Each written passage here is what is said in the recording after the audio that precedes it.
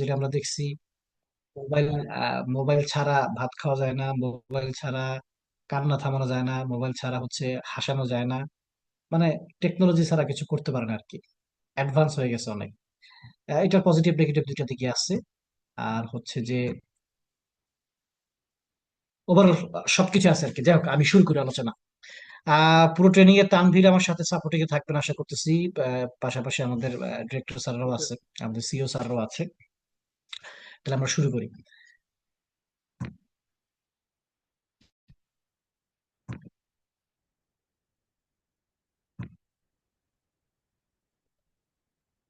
তানভীর ভাই আমাকে একটু কনফার্ম করবেন এই স্লাইডটা দেখা যাচ্ছে স্ক্রিনটা কিনা? শেয়ার হচ্ছে স্যার। ওকে।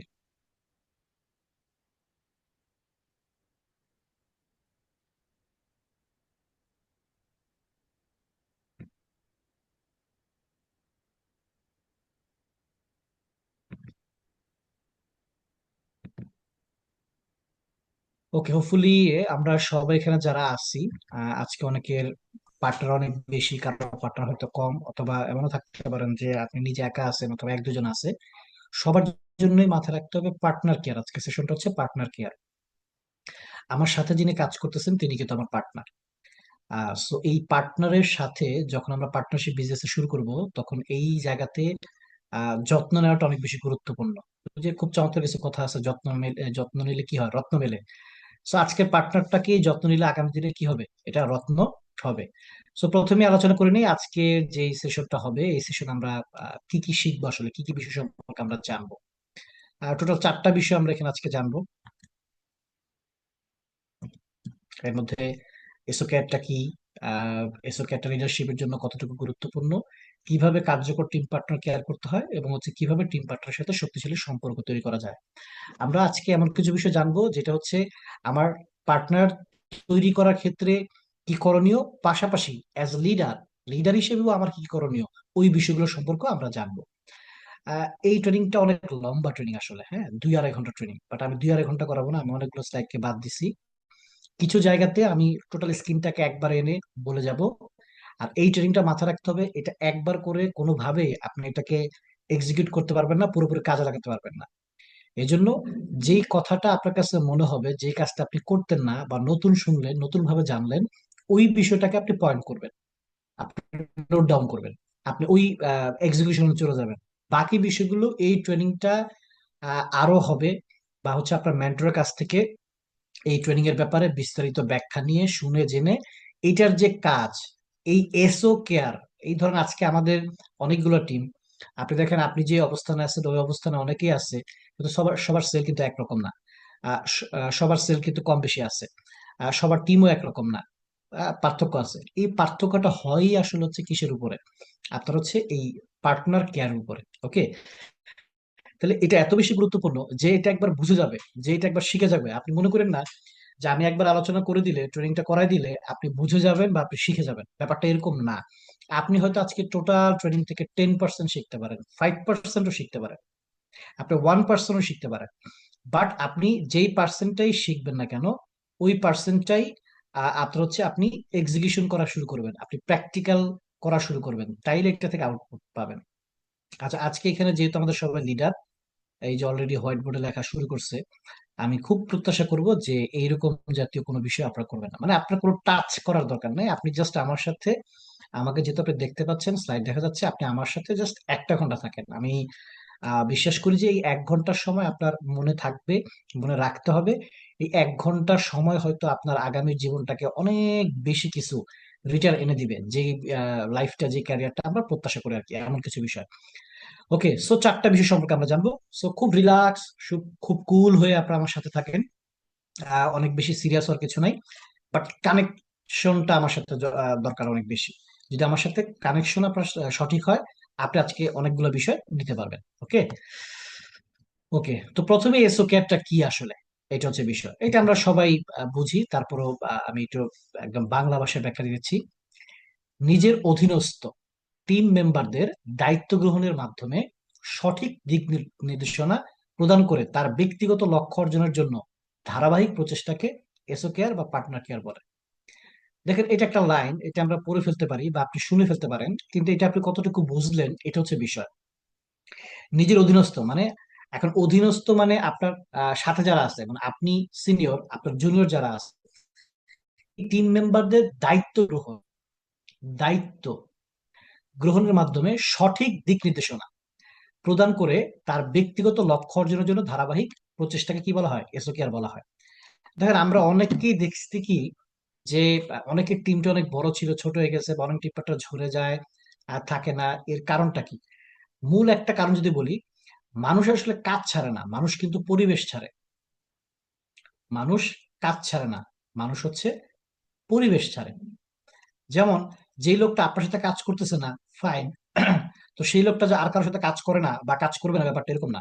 সে হয়তো আপনার সাথে কাজ করা ছাড়ছে, কিন্তু সে কিন্তু অন্য কারোর সাথে কাজটা করবে। তাহলে আপনার এই যে দিক নির্দেশনা, তাকে গাইডলাইন, তাকে সাথে নিয়ে কাজ করার যে বিষয়টা, এইটার উপর ডিপেন্ড করেই কিন্তু কি হবে, সে আপনার সাথে থাকবে। যেমন আজকে স্ক্রিনে যে তহিদুল ভাই কথা বললো, আপনারা সবাই জানেন যে আপনারা যেভাবে সেলস মার্কেটিং করতেছেন, আমিও সেভাবে সেলস মার্কেটিং করেছি, করতেছি, করব। তো সেক্ষেত্রে আমরাও কিন্তু ওই এসও থেকেই কিন্তু আজকে তারা কোম্পানির ডিরেক্টর হয়েছে। এখনো আমরা কিন্তু কাজ প্রতিনিয়ত করে যাচ্ছি। ওকে, সো আমাদের যাত্রাটা অনেক লম্বা। আমি জানি যে এখানে যেহেতু আজকে অ্যাভারেজ পিপল আছেন, আপনারা অনেকেই এই বিজনেসটাকে, এই কাজটাকে শর্ট টার্ম হিসেবে নিছেন, যে দেখি কিছু হয় কিনা, দেখি কিছু হয় কিনা, এই মানসিকতা নিয়ে শুরু করলে আপনার সাপোর্টটা হবে একরকম। আর যদি আপনার সিদ্ধান্তটা এমন হয় যে না, আমি এই বিজনেসের সর্বোচ্চ জায়গাটায় যাব, সর্বোচ্চ গোলটা অ্যাচিভ করব এবং আমার পার্টনারদেরকে অ্যাচিভ করাবো, তখন আপনার অ্যাক্টিভিটি কিন্তু কি হবে, ডিফারেন্ট স্টাইলে হবে। তাহলে এসো কেয়ার বলতে আমরা সবাই ক্লিয়ার, এসো কেয়ার মানে হচ্ছে আমার সাথে যারা আছে তাদের দায়িত্ব গ্রহণ করা, তাদেরকে সঠিকভাবে দিক নির্দেশনা প্রদান করার মাধ্যমে তাদের ব্যক্তিগত লক্ষ্য অর্জন করার জন্য যে কাজটা আমি করবো, ওইটাকে বলা হয় কি, এসো কেয়ার বলা হয়। কেন এসো কেয়ার করবো? এসো কেয়ার কেন করব, এটা হচ্ছে যে অনেকগুলো আলোচনা আছে, আমি জাস্ট তিনটা পয়েন্ট দিয়ে বলবো। প্রথম বিষয় হচ্ছে টিম গঠনের জন্য। এখন আবার প্রশ্ন আসে, টিম গঠন কেন করব? আমি তো সেলস করতে আসছি, তাহলে আমি টিম গঠন কেন করব? আমি আমার ক্যারিয়ারে অনেকেই দেখছি, সে একজন দুর্দান্ত সেলস পার্সন, সে দুর্দান্ত সেলসম্যানশিপ তার মধ্যে আছে, সে অনেক ভালো সেল করতে পারে, অনেক ভালো কমিউনিকেশন সে করতে পারে। কিন্তু মাথায় রাখতে হবে, ওই যে একটা কথা আছে, যে আমরা যদি কি করতে চাই, দ্রুত কোথাও পৌঁছাতে চাই, তাহলে আমরা একা দৌড়াইতে হবে। আর আমরা যদি অনেক দূরে যেতে চাই, দ্যাট মিনস অনেক বড় হতে চাই, তাহলে একসাথে চলতে হবে, দলগত ভাবে কি করতে হবে, চলতে পারতে হবে। দেখেন, আপনার যদি স্বপ্ন থাকে, ইচ্ছে থাকে যে এডু ফিউচারটি থেকে আমি 5,000, 10,000, 20,000 টাকা আমি ইনকাম করব, ওকে ফাইন, তাহলে আপনি কি করতে পারেন, একা একা কাজ করতে পারেন। কিন্তু যদি আপনার লক্ষ্য থাকে 50,000, যদি লক্ষ্য থাকে আমি 6 ডিজিট ইনকাম করব, 6 ডিজিট প্লাস ইনকাম করব, তাহলে মাথায় রাখতে হবে আপনাকে অবশ্যই এসও কেয়ারটা করতে পারতে হবে, আপনার পার্টনারদেরকে কেয়ার করতে পারতে হবে। তাহলে এই এসও কেয়ার করে আমরা আমাদের মূল টার্গেটটা কি, আমরা এসও কেয়ারটা করে কি করতে চাই, আমরা টিম গঠন করতে চাই। কারণ যখন আপনার টিমটা হবে, এটা খুব সিম্পল ম্যাথ, এটা আপনারা জানেন। আজকে আমি একা, আমার জন্য একটা নির্দিষ্ট ওয়ার্কিং আওয়ার আছে, আমি এই ওয়ার্কিং আওয়ারের মধ্যে যতটুকু কাজ করবো ততটুকু রিটার্ন পাবো। বাট আমার যদি টিম থাকে, তাহলে টিম হইলে আপনার সময়টা, কাজটা বেশি যাবে, আপনার রিটার্নটাও কিন্তু কি আসবে, বেশি আসবে। আপনি দেখেন এডু ফিচারিতে কারা বেশি ইনকাম করতেছে, এসওর থেকে এসএসও ইনকাম করে বেশি, এসএসওর থেকে এএসএম করতেছে, এএসএম এর থেকে এসএম করতেছে, এসএম এর থেকে কোঅর্ডিনেটর করতেছে। কেন? কারণ যে যত বড় তার টিম তত বড়। আজকে আপনাদের সবার কাজের একটা অংশ কিন্তু কি পাই, আমি পাই, কারণ আপনারা সবাই আমার টিম পার্টনার অলসো। ওকে, তাহলে দেখেন অনেককে আমি কিন্তু চিনিও না, জানিও না, দেখা হয় নাই, ফেস টু ফেস হয়তো বসা হয় না আপনার সাথে, কিন্তু দেখেন আজকে সবাই কিন্তু আপনার আমার টিম পার্টনার। তাহলে এটা কিভাবে হয়েছে? এই এসও কেয়ার এর মাধ্যমেই কিন্তু হয়েছে। আপনার পৃথিবীর সবাইকে সার্ভিস দেওয়া লাগবে না, সবাইকে সাপোর্ট দেওয়া লাগবে না। হ্যাঁ, তাইলে আপনার যে অধীনস্থ যারা আছে, আমরা প্রথমে যেটা আলোচনা করছি, তাদেরকে যদি আপনি কেয়ারটা ঠিক মতো করতে পারেন, তাইলে আপনার আজকে আমার যে টিম আছে, তহিদের যে টিম আছে, তার থেকে বড় টিমও আপনার কিন্তু তৈরি করা সম্ভব। তাহলে এসও কেয়ারটা কেন করব? আমরা সবাই অনেকে বুঝি সেলস ইজ ইকুয়াল টু টাকা, ফাইন, অবশ্যই সেল ইজ ইকুয়াল টু টাকা, বাট মাথা রাখতে হবে মোর সেলস মোর মানি। তাহলে মোর সেলসটা কিভাবে হবে? যখন আপনার কাছে টিম থাকবে, তখন আপনি অধিক সেল করতে পারবেন, তখন আপনার ইনকামটা অধিক হবে। তাহলে আমরা এসও কেয়ারটা করবো নাম্বার ওয়ান, টিম গঠনের জন্য। নাম্বার টু, টিমের লিডার তৈরি করার জন্য। মাথায় রাখতে হবে যে আপনি একা যত বড়ই হন, লাভ নাই, আপনার টিমে কিন্তু লিডার ক্রিয়েট করতে হবে। কারণ আজকে আপনার বয়স, আগামী দিনে আপনার বয়স কিন্তু সেম থাকবে না। আজকে আপনার কর্মশক্তি, আজকে আপনার মেধা, আজকে আপনার মানে ওয়ার্কিং আওয়ার যেটা আছে, আপনার যত সময় যাবে আস্তে আস্তে কিন্তু এগুলো কমতে থাকবে। তাহলে আপনার টিমে যদি লিডার তৈরি না করেন, তাহলে কিন্তু টিমের কাজটা বাড়বে না। টিমের কাজটা না বাড়লে কিন্তু আউটপুটটা কি আসবে না, বেশি আসবে না। তাহলে আমরা কেয়ারটা করব, কেন কেয়ারটা করবো হচ্ছে যেন আমি টিম লিডার তৈরি করতে পারি। আমরা সবাই, আমি যদি জিজ্ঞেস করি আপনারা সব অ্যান্সার দেবেন আমি জানি, যে আমরা সবাই কি মিজান ভাইয়ের মতো টিম লিডার চাই কিনা, তহিদ ভাইয়ের মতো টিম লিডার চাই কিনা, রকি ভাইয়ের মতো টিম লিডার চাই কিনা, আলামিন ভাই, আমার টিমে একজন আলামিন ভাই থাকুক, আমার টিমে একজন রমজান ভাই থাকুক, হ্যাঁ আমার টিমে একজন সাব্বির ভাই থাকুক, এগুলো আমরা চাই কিনা? তখন তো আপনারা সবাই বলবেন হ্যাঁ অবশ্যই চাই। তাহলে যদি ওইটা আমরা চাই, আপনার মাথায় রাখতে হবে ওইটা চাইতে গেলে আজকে আপনার সাথে যে আসছে এই ব্যক্তিটাই ওই ব্যক্তি হবে, আজকের ব্যক্তিটাই আগামী দিনের তৌহিদ হবে, আজকের ব্যক্তিটাই আগামী দিনে আলামিন হবে। এটা আপনাকে বুঝতে হবে। একটা বিষয় বলে রাখি, আজকে যারা আছেন, আমি আপনাদেরকে আসলে কিভাবে দেখতেছি, আমি আপনাদের সবাইকে দেখতেছি যে আপনারা এক একজন সিইও। সিইও মিন্স কি, একটা প্রতিষ্ঠানের সর্বোচ্চ পদে যেই ব্যক্তি থাকে তার আন্ডারে কিন্তু সবাই থাকে। তাইলে সিইও কি করে, বাকি অধীনস্থদের কি করে, মেনটেন করে। এখন আপনি বলতে পারেন যে বস আমার সাথে তো আজকে 2 জন আছে, 3 জন আছে, 4 জন আছে, 5 জন আছে, 10 জন আছে, কোনো সমস্যা নাই, আপনার 1,000 জন হবে, আপনার 1,000 জন হবে, আপনার 2,000 জন হবে। হ্যাঁ, ইটস ডিপেন্ড অন ইয়োর গোল, আপনি কত বড় পরিমাণ টিম আপনি চাচ্ছেন। তাইলে আপনি এই ব্যক্তিগুলোকেই, যদি আগে আপনার মানসিকতা এটা না থাকে যে আমি আমার টিমটাকে বড় বানাবো, আমার টিম থেকে আমি লিডার বের করবো, এই বুঝটা যদি আপনার না থাকে, তাহলে কিন্তু আপনি কাজটা করবেন না। তাহলে এসোকেয়ার কেন করবো? প্রথম বিষয় হচ্ছে টিম গঠন করার জন্য, দ্বিতীয় বিষয় হচ্ছে টিমের লিডার তৈরি করার জন্য, এবং মোদ্দা কথা, একদম কথা যদি বলি, সবচেয়ে বড় যে ব্যাপারটা সেটা হচ্ছে রয়্যালিটি ইনকাম করার জন্য। রয়্যালিটি ইনকাম কি? রয়্যালিটি ইনকাম হচ্ছে, দেখেন আজকে আপনাদের অবস্থানটা কি, আপনি কাজ করতেছেন, ইনকাম আসতেছে। আজকে আপনি দেখেন 3 দিন কাজ না করেন, 5 দিন কাজ না করেন, 10 দিন কাজ না করেন, আপনার কিন্তু রিটার্নটা আপনি পাবেন না। বাট যখন আপনার একটা বড় টিম হবে, আপনার যখন অনেকগুলো লিডার হবে, তখন আপনার দেখবেন কিন্তু আপনার কাজের প্যাটার্নটা চেঞ্জ হবে, কিন্তু আপনি ওই টিম থেকে রয়্যালিটি ইনকাম কিন্তু পাবেন, মানে আপনার ইনকাম কিন্তু আসতে থাকবে। ওই যে বললাম আজকে অনেককেই আমি কিন্তু চিনি না, কিন্তু আপনাদের প্রত্যেকটা সেলস কিন্তু আমাকে হিট করে, আপনাদের প্রত্যেকটা সেলস থেকে কিছু হলেও কিন্তু ইনকাম আমি পাই, টাকা কিন্তু আমি পাই। তাহলে আমি আজকের এই জায়গাটা আসছি কিভাবে আসছি, মানে উপর থেকে টপ করে ফেলাই দিচ্ছে না, ঠিক যেই জায়গাটা আপনি আছেন, ঠিক ওই জায়গাটার মধ্যে আমি ছিলাম। ওই জায়গাটাতে এই এসও কেয়ার করার মাধ্যমে টিম গঠন করা শুরু করছি। তখন টিম, যখন টিম হয়েছে তখন টিমের মধ্যে লিডার ক্রিয়েট করা শুরু করছি। লিডার ক্রিয়েট যখন হয়েছে তখন কিন্তু এখান থেকে একটা মানি জেনারেট হওয়া শুরু হয়েছে, একটা রয়্যালিটি ইনকাম হওয়া শুরু হয়েছে। হোপফুলি আমি আপনাদেরকে বুঝাতে পারছি। তাহলে এসওকে একটা কত গুরুত্বপূর্ণ আপনি চিন্তা করেন। আমরা অনেকে মনে করি এই বিজনেসে, আমারও এটা অনেক সময় হইতো, প্রতিদিনই কাজ করতে হয়, প্রতিদিনই মিটিং করতে হয়, ট্রেনিং করাইতে হয়, এটা করতে হয়, ওইটা করতে হয়, এগুলো করে ফায়দা কি? এই ফায়দা হচ্ছে আলটিমেটলি আপনি একটা রয়্যালিটি ইনকাম জেনারেট করবেন। আপনি একটা কাজ ততক্ষণ করবেন যতক্ষণ পর্যন্ত আপনার টিমে মিনিমাম 10 জন ওই কাজটা করতে না পারে। আপনি একটা কাজ ততক্ষণ করবেন যতক্ষণ পর্যন্ত, মানে যতক্ষণ পর্যন্ত আপনার টিমে মিনিমাম 10 জন, তাহলে আপনি এখন ক্লোজিং দেন, তাহলে আপনার টিমে 10টা ক্লোজার যতক্ষণ মিনিমাম বের না হচ্ছে, আপনাকে এটা করতে হবে। 10টা ক্লোজার বের হলে তখন আপনি আরেকটা কাজ করেন, কোনো সমস্যা নেই। ওকে, তার মানে আপনি যা জানেন, যা বুঝেন, এর সবকিছু আপনার টিম পার্টনারকে শিখাইতে হবে। তাহলে আমি এটা শেষ করতেছি, এসোকারটা কেন করব? টিম গঠন করার জন্য, টিম লিডার তৈরি করার জন্য, রয়্যালিটি ইনকাম জেনারেট করার জন্য।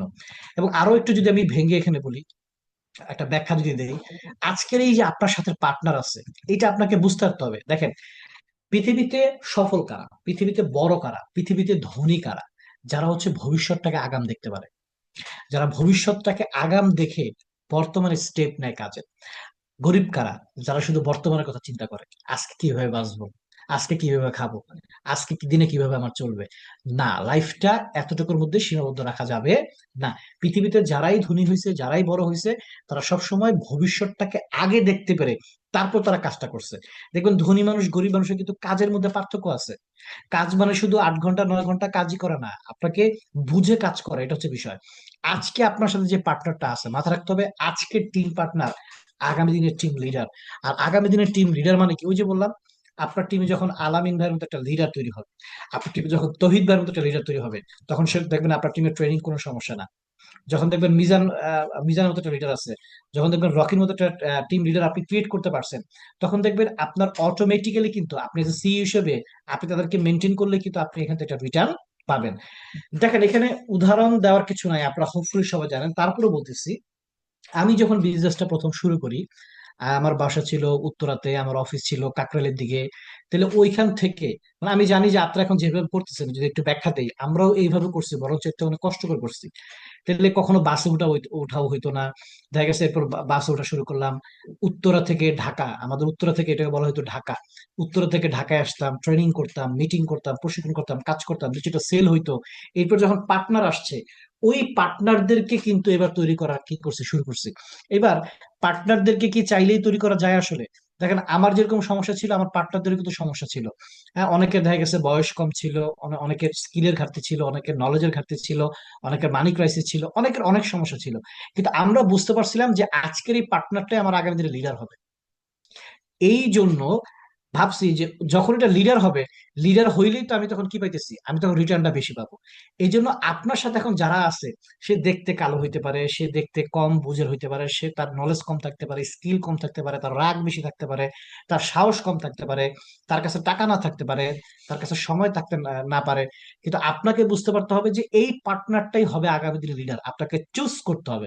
চুজ করে আপনি ফোকাস করবেন। দেখেন, আপনি যদি আম গাছ রোপণ করেন, তাহলে কিন্তু আপনি ফলটা কি পাবেন, আম পাবেন।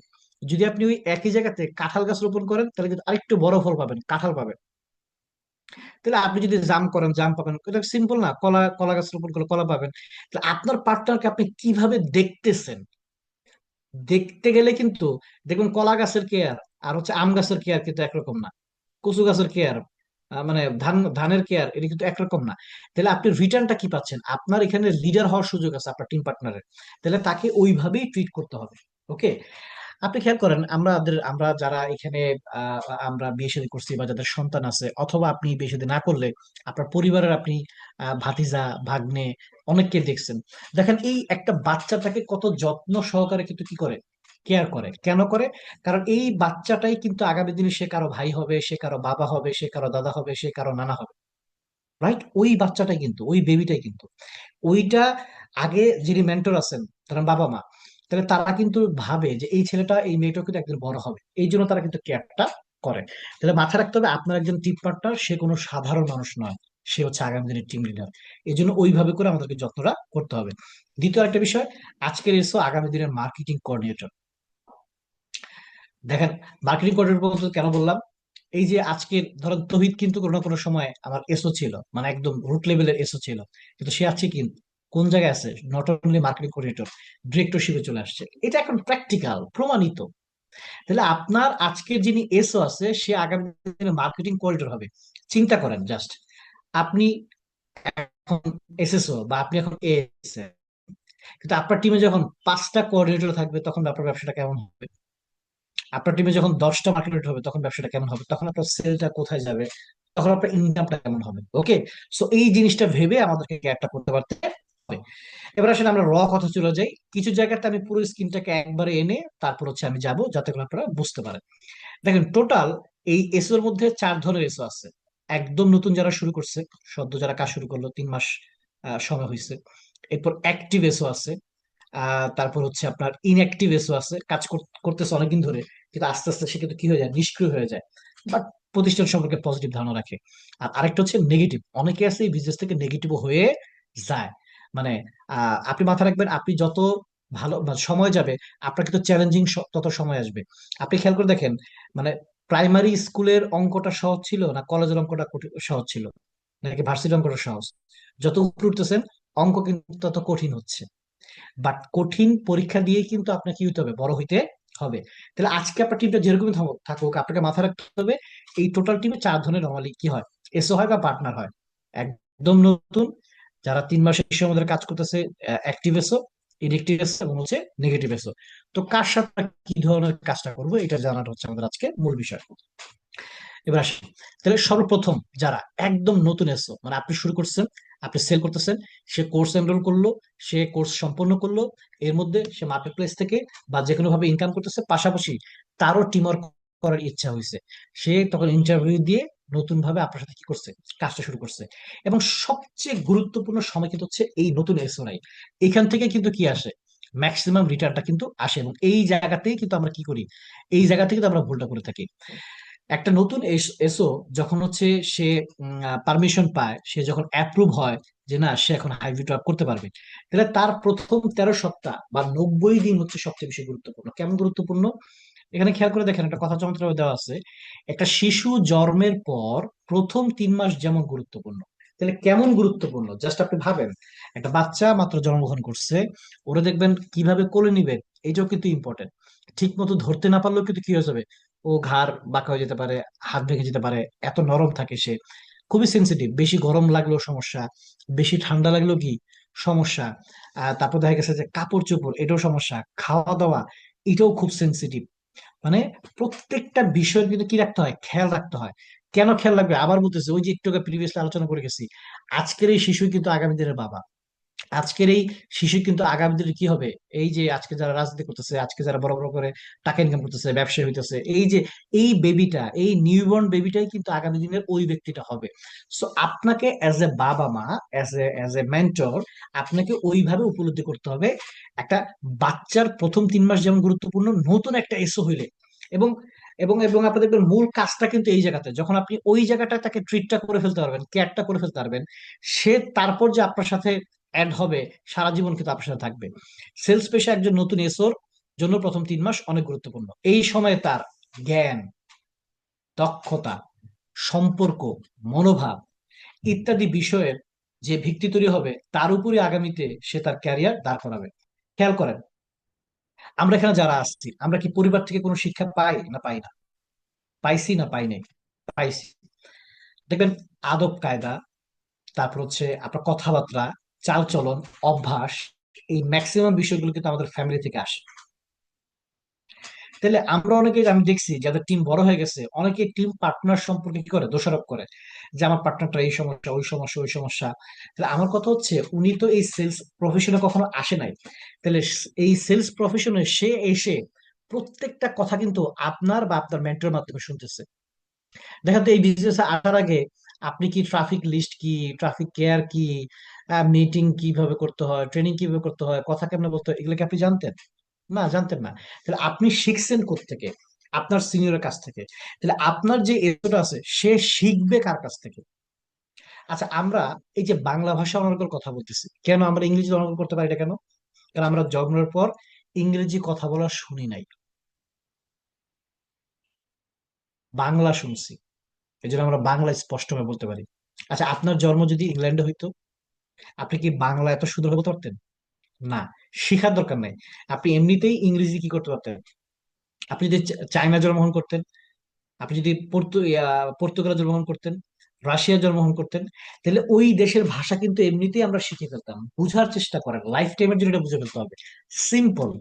একটা নতুন এসো মানে ওই জায়গাটাতেই আপনি তাকে যা শিখাবেন, তার স্কিল কেমন হবে, তাকে যতটুকু আপনি স্কিল দিবেন, তার সম্পর্ক, তার মনোভাব, হ্যাঁ, তার তার তার হচ্ছে কি বিহেভিয়ার, এই সবগুলো বিষয় কিন্তু আপনার মাধ্যমে তৈরি হইতেছে। তাহলে যদি কারো ভুল হয়ে থাকে, ফাইন, এটাও আপনি বুঝেন, এটা দ্বারা আপনাকে নিতে হবে। যেমন আপনার এসওটা আজকে এমন কেমন, যেমন আপনি বলেন এটা কেন এরকম হয়েছে, কারণ আপনি তাকে এইভাবেই শিখাইছেন, আপনি তাকে এইভাবেই শিখাইছেন। ওকে। তাহলে আমরা যত সুন্দর একটা টিম চাই, যত সুন্দর একটা লিডার চাই, তাকে মাথায় রাখতে হবে এই নতুন অবস্থায় তার সাথে ওই কাজগুলো, আমি কাজগুলো সব ভেঙে দিব আজকে, একটা কনসিকুয়েন্সেস দিয়ে দেবো আপনাকে, যে একদম শুরু থেকে স্টেপ বাই স্টেপ আপনি কিভাবে কাজ কাজ করবেন। বাট আগে বুঝেন, তার মানে একটা নিউ এসও, এটা একটা একটা বাচ্চা, নতুন নিউবর্ন বেবি যতটুকু গুরুত্বপূর্ণ, একটা নতুন এসও কিন্তু ততটুকু গুরুত্বপূর্ণ। ওই নতুন বেবিটা যেমন সবকিছু কি করে আপনার আমার কাছ থেকে শিখে, নতুন এসও কিন্তু আপনার আমার কাছ থেকে শিখবে। এই জন্য এই সময়টা অনেক বেশি গুরুত্বপূর্ণ। ঠিক আছে? ওকে। তাহলে আমরা কিভাবে তাদের শেখাবো বা কিভাবে তাদের সাথে আলোচনা করবো? প্রথম উইক, প্রথম সপ্তাহ আর কি। সিম্পল, এটা অলরেডি। এবং আমি আপনাকে একটু সহজ করে দিই। দেখেন ভাই, আপনি আজকে যেভাবে করে বিজনেসটা শিখছেন, আপনার টিম পার্টনারকে জাস্ট ওইভাবে করে শেখান, তাহলে কিন্তু হয়ে যাবে। তাহলে একটা মানুষ যখন প্রথম শুরু করলো, সে যখন কাজ করার পারমিশনটা পাইলো, তাহলে প্রথমেই মেন্টরের সাথে একটা আলোচনা করা যেতে হবে। মেন্টর ফার্স্ট মিটিংটা তাকে করাবে। ওকে। টপ মেন্টর যিনি আছেন, যেমন এখানে আপনি অনেকে দেখলাম এসও আছেন, আপনার টিমে এসও আছে, এসএসও, এএসএম, এসএম, আপনাদের সর্বোচ্চ লেভেল হচ্ছে এসএম। অবশ্যই একটা নতুন এসও যখন কাজ শুরু করবে, প্রথম মিটিংটা ওই টিমের, আপনাদের সেলস সাপোর্ট টিমের সবচেয়ে সিনিয়র যিনি আছেন তার মাধ্যমে মিটিংটা পরিচালনা করাইতে হবে, টপ মেন্টর একটা মিটিং পরিচালনা করবে এবং উনি প্রাথমিক বিষয়টা বলে বুঝিয়ে দিবে। উনি মিটিংটা করার পর এরপর তাকে কে মনিটরিং করবে। দেখেন এখানে মানে সব কাজ সবার করার প্রয়োজন নাই। দেখেন আপনি একটা সেলস সম্পাদন করার জন্য সব কাজই কি আপনি করেন? লাইভ ক্লাস কি আপনি নেন? টিচারকে আপনি মেনটেন করান? ক্লাসকে আপনি করান? আপনি কমিশনকে জেনারেট করেন না? আমরা সবাই কিন্তু সব কাজ করি না, আমরা সবাই একটা টিম ওয়ার্কের মধ্যে আছি। ওই যে বললাম, আপনার সেলস থেকে আমি একটা ইনকাম পাই, কিন্তু দেখেন আমিও কিন্তু এমনি এমনি পাই না। আপনার সেলসটা ক্রিয়েট করার জন্য কিন্তু আমারও একটা কন্ট্রিবিউশন আছে, কোম্পানির একটা কন্ট্রিবিউশন আছে, সিইওর একটা কমিশন কন্ট্রিবিউশন আছে, কোঅর্ডিনেটর একটা কন্ট্রিবিউশন আছে, ম্যানেজমেন্টের একটা কি আছে, কন্ট্রিবিউশন আছে। তাহলে লেভেল বাই লেভেল, প্রথম একটা এসও শুরু করলো, প্রথমেই টপ মেন্টর মিটিং পরিচালনা করবে। দেন হচ্ছে মনিটরিং মনিটর তার কে হবে, মানে কে সরাসরি তাকে গাইডলাইন করবে, এটা সেট করে দিয়ে তার মিটিং এ হ্যান্ড ওভার করতে হবে। প্রস্তুতি সম্পন্ন করাইতে হবে। মাথায় রাখতে হবে একটা নতুন এসও, সে হচ্ছে ওই যে নিউবর্ন বেবির মতো বললাম, সে কিছুই জানে না, কিছুই বোঝে না, তাকে যা শেখানো হবে সে তাই শিখবে, তাকে যা বলা হবে সে তাই কিন্তু করবে। কি কি প্রস্তুতি আমরা নিব এগুলো আপনারা জানেন, তারপর ব্যাখ্যা দিচ্ছি। প্রথমেই তার ফেসবুক প্রোফাইলটা আমাদেরকে সাজিয়ে দিতে হবে। তার ট্রাফিক লিস্টটা আপনাকে পর্যবেক্ষণ করতে পারতে হবে। একটা জিনিস মাথায় রাখেন, বিজনেসটা কোন জায়গায় আছে। আমরা অনেকে মনে করি যে আমার ট্রাফিক শেষ হয়ে গেলে বোধহয় শেষ, বা আপনার ট্রাফিক লিস্টে আপনি দেখলেন যে আপনি কোনো ভালো লিডার পান নাই, কিন্তু মাথায় রাখবেন আপনার যিনি পার্টনার আছে এসও, তার লিস্ট থেকেও কিন্তু আপনি একটা ভালো লিডার ক্রিয়েট করতে পারেন। আমার কথাটা আমি জানি না বুঝতে পারলাম কিনা। মানে আপনি সরাসরি যে সেলস গুলা করছেন, এই ধরেন একটা ভালো টিম পাওয়া কিন্তু সহজ বিষয় না, এটা একটা সময়ের বিষয়, ধৈর্যের বিষয়। আপনাকে কাজ করতে করতে আপনি আপনার মন মতো টিম পার্টনার পাবেন। তো ধরলাম আপনার লিস্ট শেষ, কিন্তু আপনার একজন পার্টনার আছে, ওই পার্টনারের মাধ্যমে কিন্তু, যেমন ধরেন আমি আজকের এই যে মিজান ভাইয়ের কথা যদি আমি বলি, এই মিজান ভাই কিন্তু সরাসরি আমার ট্রাফিক লিস্টে ছিল না। তাহলে এটা কোথায় ছিল? এইটা আমার যে ট্রাফিক লিস্ট, সে করতো চাকরি, সে সময় দিত না, তার মাধ্যমে আরেক ব্যবসায়ী পাইছি, তার মাধ্যমে আরেক ব্যবসায়ী পাইছি, তার মধ্যে আরেক ব্যস্তমূলক পাইছি, এরকম 4 থেকে 5টা লেয়ার যাওয়ার পর তখন দেখলাম আমি একটা স্টুডেন্ট পাইলাম যাকে দিয়ে আমি কাজটা করাতে পারবো। তাইলে আজকে আপনার যে পার্টনাররা আছে, আমরা অনেকে শুধুমাত্র অর্ডার করে দিচ্ছি যে ভাই ট্রাফিক লিস্টটা করেন, কিন্তু আপনার কাজ কিন্তু তাকে অর্ডার করো না, তাকে বোঝানো কেন করবে, কিভাবে করবে, কাদের নামটা লিখবে। কারণ সে না বুঝলেও আপনাকে বুঝতে হবে এটা। কারণ হচ্ছে এই লিস্টের মধ্যে কিন্তু কি আছে, লুকানো আছে আগামী দিনে লিডার। তাহলে সে যেন সঠিকভাবে ট্রাফিক লিস্টটা করে, এই জায়গাটাও আমাদেরকে কেয়ার করতে হবে। মানে এখানে ওয়ার্ডটা সিম্পল, ওয়ার্ডটা সম্পর্কে আমরা পরিচিত, যে ফেসবুক প্রোফাইল তৈরি করা, ট্রাফিক লিস্ট করা, কিন্তু শুধু পরিচিত হইলে হবে না, এটার মাহাত্ম্য তারা বুঝে ওই জায়গাটায় ফোকাস করতে হবে। ব্যবসাটা আসলে এই জায়গাতে আছে। আমি আবার বলতেছি, ব্যবসাটা কিন্তু আমাদের এই জায়গার মধ্যে আছে। অনেকদিন যারা কাজ করতেছেন কিন্তু টিম তৈরি হয় না, আপনি নতুন করে আবার এই বেসিক জায়গাতে ফোকাস করেন। ওকে, এটা ট্রাফিক লিস্ট তৈরি করানো, তাদের ড্রিম ফাইল। আপনারা অনেকে ড্রিম ফাইল মেনটেন করেন না, আমরা এই বছর কিন্তু একটা ফাইল কিন্তু আপনাদেরকে দেওয়া হয়েছে, অ্যাজ এ সিনিয়র আপনারা কিন্তু পাইছেন। তাহলে এই ফাইলটা শুধু জানুয়ারি মাসে দেখানোর জন্য না যে বস এই যে পূরণ করছি, এই ফাইলটাকে মেনটেন করতে হবে। একটা নতুন এসও, তাকে যদি আপনি স্বপ্ন না দেখান, শুধু টাকার জন্য কিন্তু, মাথায় রাখবেন, শুধু টাকার জন্য কিন্তু আপনার সাথে লোকজন কাজ করবে না। আপনাকে টাকার পাশাপাশি তাকে কি করতে হবে, আপনাকে হচ্ছে আহ তাকে ভবিষ্যৎ দেখাতে হবে, ফিউচার দেখাতে হবে, তার স্বপ্ন দেখাতে হবে। খেয়াল করেন আজকে যতটুকু স্বপ্ন স্বপ্ন আমরা দেখতে পারি, কোথেকে এটা শিখছি, মেন্টর কাছ থেকে শিখছি। তাহলে আপনার এসওকে কিন্তু ওইভাবে করে শিখাইতে হবে, তার একটা ড্রিম ফাইল বানাই দিতে হবে। আর তার বাসার যেন একটা কি হয়, অফিস সেট আপ হয়। সে আগে ছিল হকার, মেকার, বেকার, কিন্তু এখন তো এটা না, এখন সে কিন্তু একটা কাজ পাইছে। তাহলে তার বাসায় কিরকম লাগবে, তার পরিবেশটা, সে কাজ হয়তো বাসা থেকে 3 ঘন্টা করবে, 4 ঘন্টা করবে, বাট তার হোম অফিস সেট আপটা কেমন হবে, এটাও কিন্তু আলোচনা করে তাকে বুঝাই দিতে হবে। পাশাপাশি হচ্ছে সেলস প্রসেস, প্রক্রিয়া সম্পর্কে তাকে জানানো এবং তার রোলটা কি। যেমন একটু যে বললাম, আপনার পার্টনার কিন্তু সে একা সব কাজ করবে না, বাট তাকে সবগুলো সিকোয়েন্স জানাইতে হবে, যে এটার পরে এটা, এটার পরে এটা, ব্যাস আপনি শুধু কি করেন, এই কাজটা আপনি করেন। এরপর তার দৈনিক কাজটাকে, রেগুলার ওয়ার্কটাকে বুঝাই দিতে হবে, টার্গেট নিয়ে আলোচনা করতে হবে, টাইম ম্যানেজমেন্ট আলোচনা করতে হবে। বুঝেন এই যে স্লাইডটা আপনার কেউ আগে দেখানো, এই ব্যাপারটা কিন্তু এরকম না, আপনারা কিন্তু দেখছেন, আপনারা কিন্তু জানেন। কিন্তু বিজনেসটা এই জায়গার মধ্যে, আমি আবার বলতেছি, বিজনেসটা এই জায়গার মধ্যেই। আপনি কত ভালো বিজনেস করতে পারবেন, যত ভালো আপনি এই স্কিনটাকে মেনটেন করতে পারবেন। নতুন এসেদেরকে আমরা এইভাবে করে যত সুন্দরভাবে মেনটেন করবো, তত সুন্দর টিম কিন্তু আপনার তৈরি হবে। এবার ধরেন দ্বিতীয় সপ্তাহে কি করলেন, তাহলে এবার তো সে একটা কি পাইছে, মনিটরিং মেন্টর পাইছে, যাকে সে সর্বদা হচ্ছে যিনি তাকে দিক নির্দেশনা দিবেন। তাহলে এই মনিটরিং মেন্টরের মিটিং এ থাকতে হবে তাকে। এরপর হচ্ছে সকালে সারাদিনের কাজ বুঝাই দিতে হবে এবং ফলো আপ করতে হবে। প্রতিদিন 1 ঘন্টা ট্রেনিং করানো। প্রথম সপ্তাহ তো সে কিছু ট্রেনিং বা কিছু বিষয় পাইলো, দ্বিতীয় সপ্তাহ থেকে কিন্তু মানে একটা জিনিস মাথায় রাখতে হবে, ট্রেনিং আর মিটিং, ট্রেনিং আর মিটিং, ট্রেনিং আর মিটিং, এটা একটা কন্টিনিউয়াস প্রসেস। এইটা তাকে কন্টিনিউ, তাকেও করতে হবে, আপনাকেও করতে হবে, আমাকেও করতে হবে। আমিও কিন্তু এখনো মিটিং এর বাইরে না, আমি নিজে কিন্তু এখনো ট্রেনিং এর বাইরে না। ট্রেনিং এর লেভেল আছে, মিটিং এর ধরন আছে, তাহলে তারও কিন্তু পর্যায়ক্রমে চেঞ্জ হবে। বাট ওই সময় থেকেই আপনার মাথায় রাখতে হবে তাকে প্রতিদিন 1 ঘন্টা ট্রেনিং করাইতে হবে। আমি এর আপনার সামনে আলোচনা গেলে আপনার আরো ডিটেল ব্যাখ্যা পাবেন কি ট্রেনিং করাতে পারি আমরা। আমাদের এখন 4 দিনের বেসিক ট্রেনিং হয়। এই ট্রেনিংটা আমরা কি করি, একবার করায় কাজে নামাই দিই। হ্যাঁ, আপনি একবার করায় কাজে নামান, কারণ মানুষ দুই ভাবে শিখে। একটা হচ্ছে দেখা শিখে, মানে হচ্ছে পইরা শিখে, মানে ট্রেনিং করে শিখে। আর একটা হচ্ছে কইরা শিখে, ঠেইকা শিখে। তাহলে আপনি প্রথম সপ্তাহ ট্রেনিংটা করায় তাকে কাজে নামাইলেন, ফাইন, সমস্যা নাই। কিন্তু প্রথম সপ্তাহ ট্রেনিং করে কি সে শতভাগ বুঝে গেছে? বুঝে নাই। ভাই, আমার পার্টনারদের আমার মনে আছে কত শতবার যে ট্রেনিং করাইছে ঠিক নাই। আমি একটা সিম্পল ম্যাথ ইউজ করতাম। ভাই, যে একটা ট্রেনিং যতক্ষণ পর্যন্ত আপনি নিজে করাইতে না পারতেছেন, দেখেন, করানো কিন্তু তো সহজ না। আপনার মাথায় না থাকলে, আপনি নিজে না বুঝলে কিন্তু আপনি আরেকজনকে করাইতে পারবেন না। তাহলে 4 দিনের এই ব্যাকসিস ট্রেনিংটা অন্তত 5 বার তাকে করাইতে হবে। অনেকের ক্ষেত্রে 5 বার না, 50 বারও করাইতে হবে। এবং আপনারা দেখবেন এই যে আমাদের গত সপ্তাহ থেকে কিন্তু কি শুরু হয়েছে, এই এইচডিবি ট্রেনিং বা প্যাকেজ ট্রেনিং আমরা কিন্তু শুরু করছি। ওকে, এটা কন্টিনিউ থাকবে, প্রতি সপ্তাহে দেখবেন কি থাকবে। যেমন আগামী সপ্তাহেও কিন্তু কি আছে, আমাদের ট্রেনিং আছে। এখন আপনারা অনেকে মনে করতেন গত সপ্তাহে তো আমি নিজে ট্রেনিং করছি, আমার পার্টনার করছে, আবার কেন করবো? হ্যাঁ, আবার আপনার করাইতে হবে। ওই যে বললাম, একটা ট্রেনিং থেকে 5 to 10, 20, 30% ম্যাক্সিমাম আপনি পাইতে পারেন। তাহলে বাকি 70% গেল কোথায়? যখন সে ট্রেনিংটা বুঝবে না, তখন সে ট্রেনিংটা কি করতে পারবে না, করাইতে পারবে না, ওই কাজটা সে করতে পারবে না। এই জন্য আমাদের যেটা করতে হবে, বারবার বারবার বারবার কাজটা করাইতে পারতে হবে। এবং প্রতি মাসে প্রোগ্রাম, এই যে দেখেন, লাস্ট প্রায় 5 মাস যাবত কিন্তু আমাদের প্রতি মাসে টানা কিন্তু প্রোগ্রাম হইতেছে। দেখবেন যেই লিডার গুলো প্রত্যেকটা প্রোগ্রামে আছে, তার কিন্তু মাইন্ডসেটটা ডিফারেন্ট, তার কিন্তু চ্যালেঞ্জ কলটা ডিফারেন্ট, তার স্বপ্নটা কিন্তু কি ডিফারেন্ট। যে প্রোগ্রাম মিস দিছে দেখবেন সে কিন্তু ওই মাইন্ডসেটের মধ্যে নাই। তাহলে আপনার পার্টনারকেও মাথায় রাখতে হবে, ওই বড় বড় প্রোগ্রাম গুলোতে প্রতি মাসে রাখতে হবে। কেন রাখবো তারা? কারণ বড় প্রোগ্রাম থেকে তার বড় মাইন্ডসেট হয়, সে স্বপ্ন বেশি দেখতে পারে, সে প্র্যাকটিক্যাল দেখতে পারে। এবং প্রতি মাসে উচিত মিনিমাম একটা ডে লং ওয়ার্কশপ করা। যদি আপনাদের টিমে কোনো ডে লং ওয়ার্কশপ না হয়ে থাকে, আমি বলবো আপনার মেন্টরের কাছে যান। আপনার মেন্টর, এটা আপনাদের লস হচ্ছে যদি প্রতি সপ্তাহে একটা কিনা হয়, ডে লং ওয়ার্কশপ না হয়। প্রতি মাসে আপনাদের ডে লং একটা ওয়ার্কশপ মিনিমাম করা প্রয়োজন।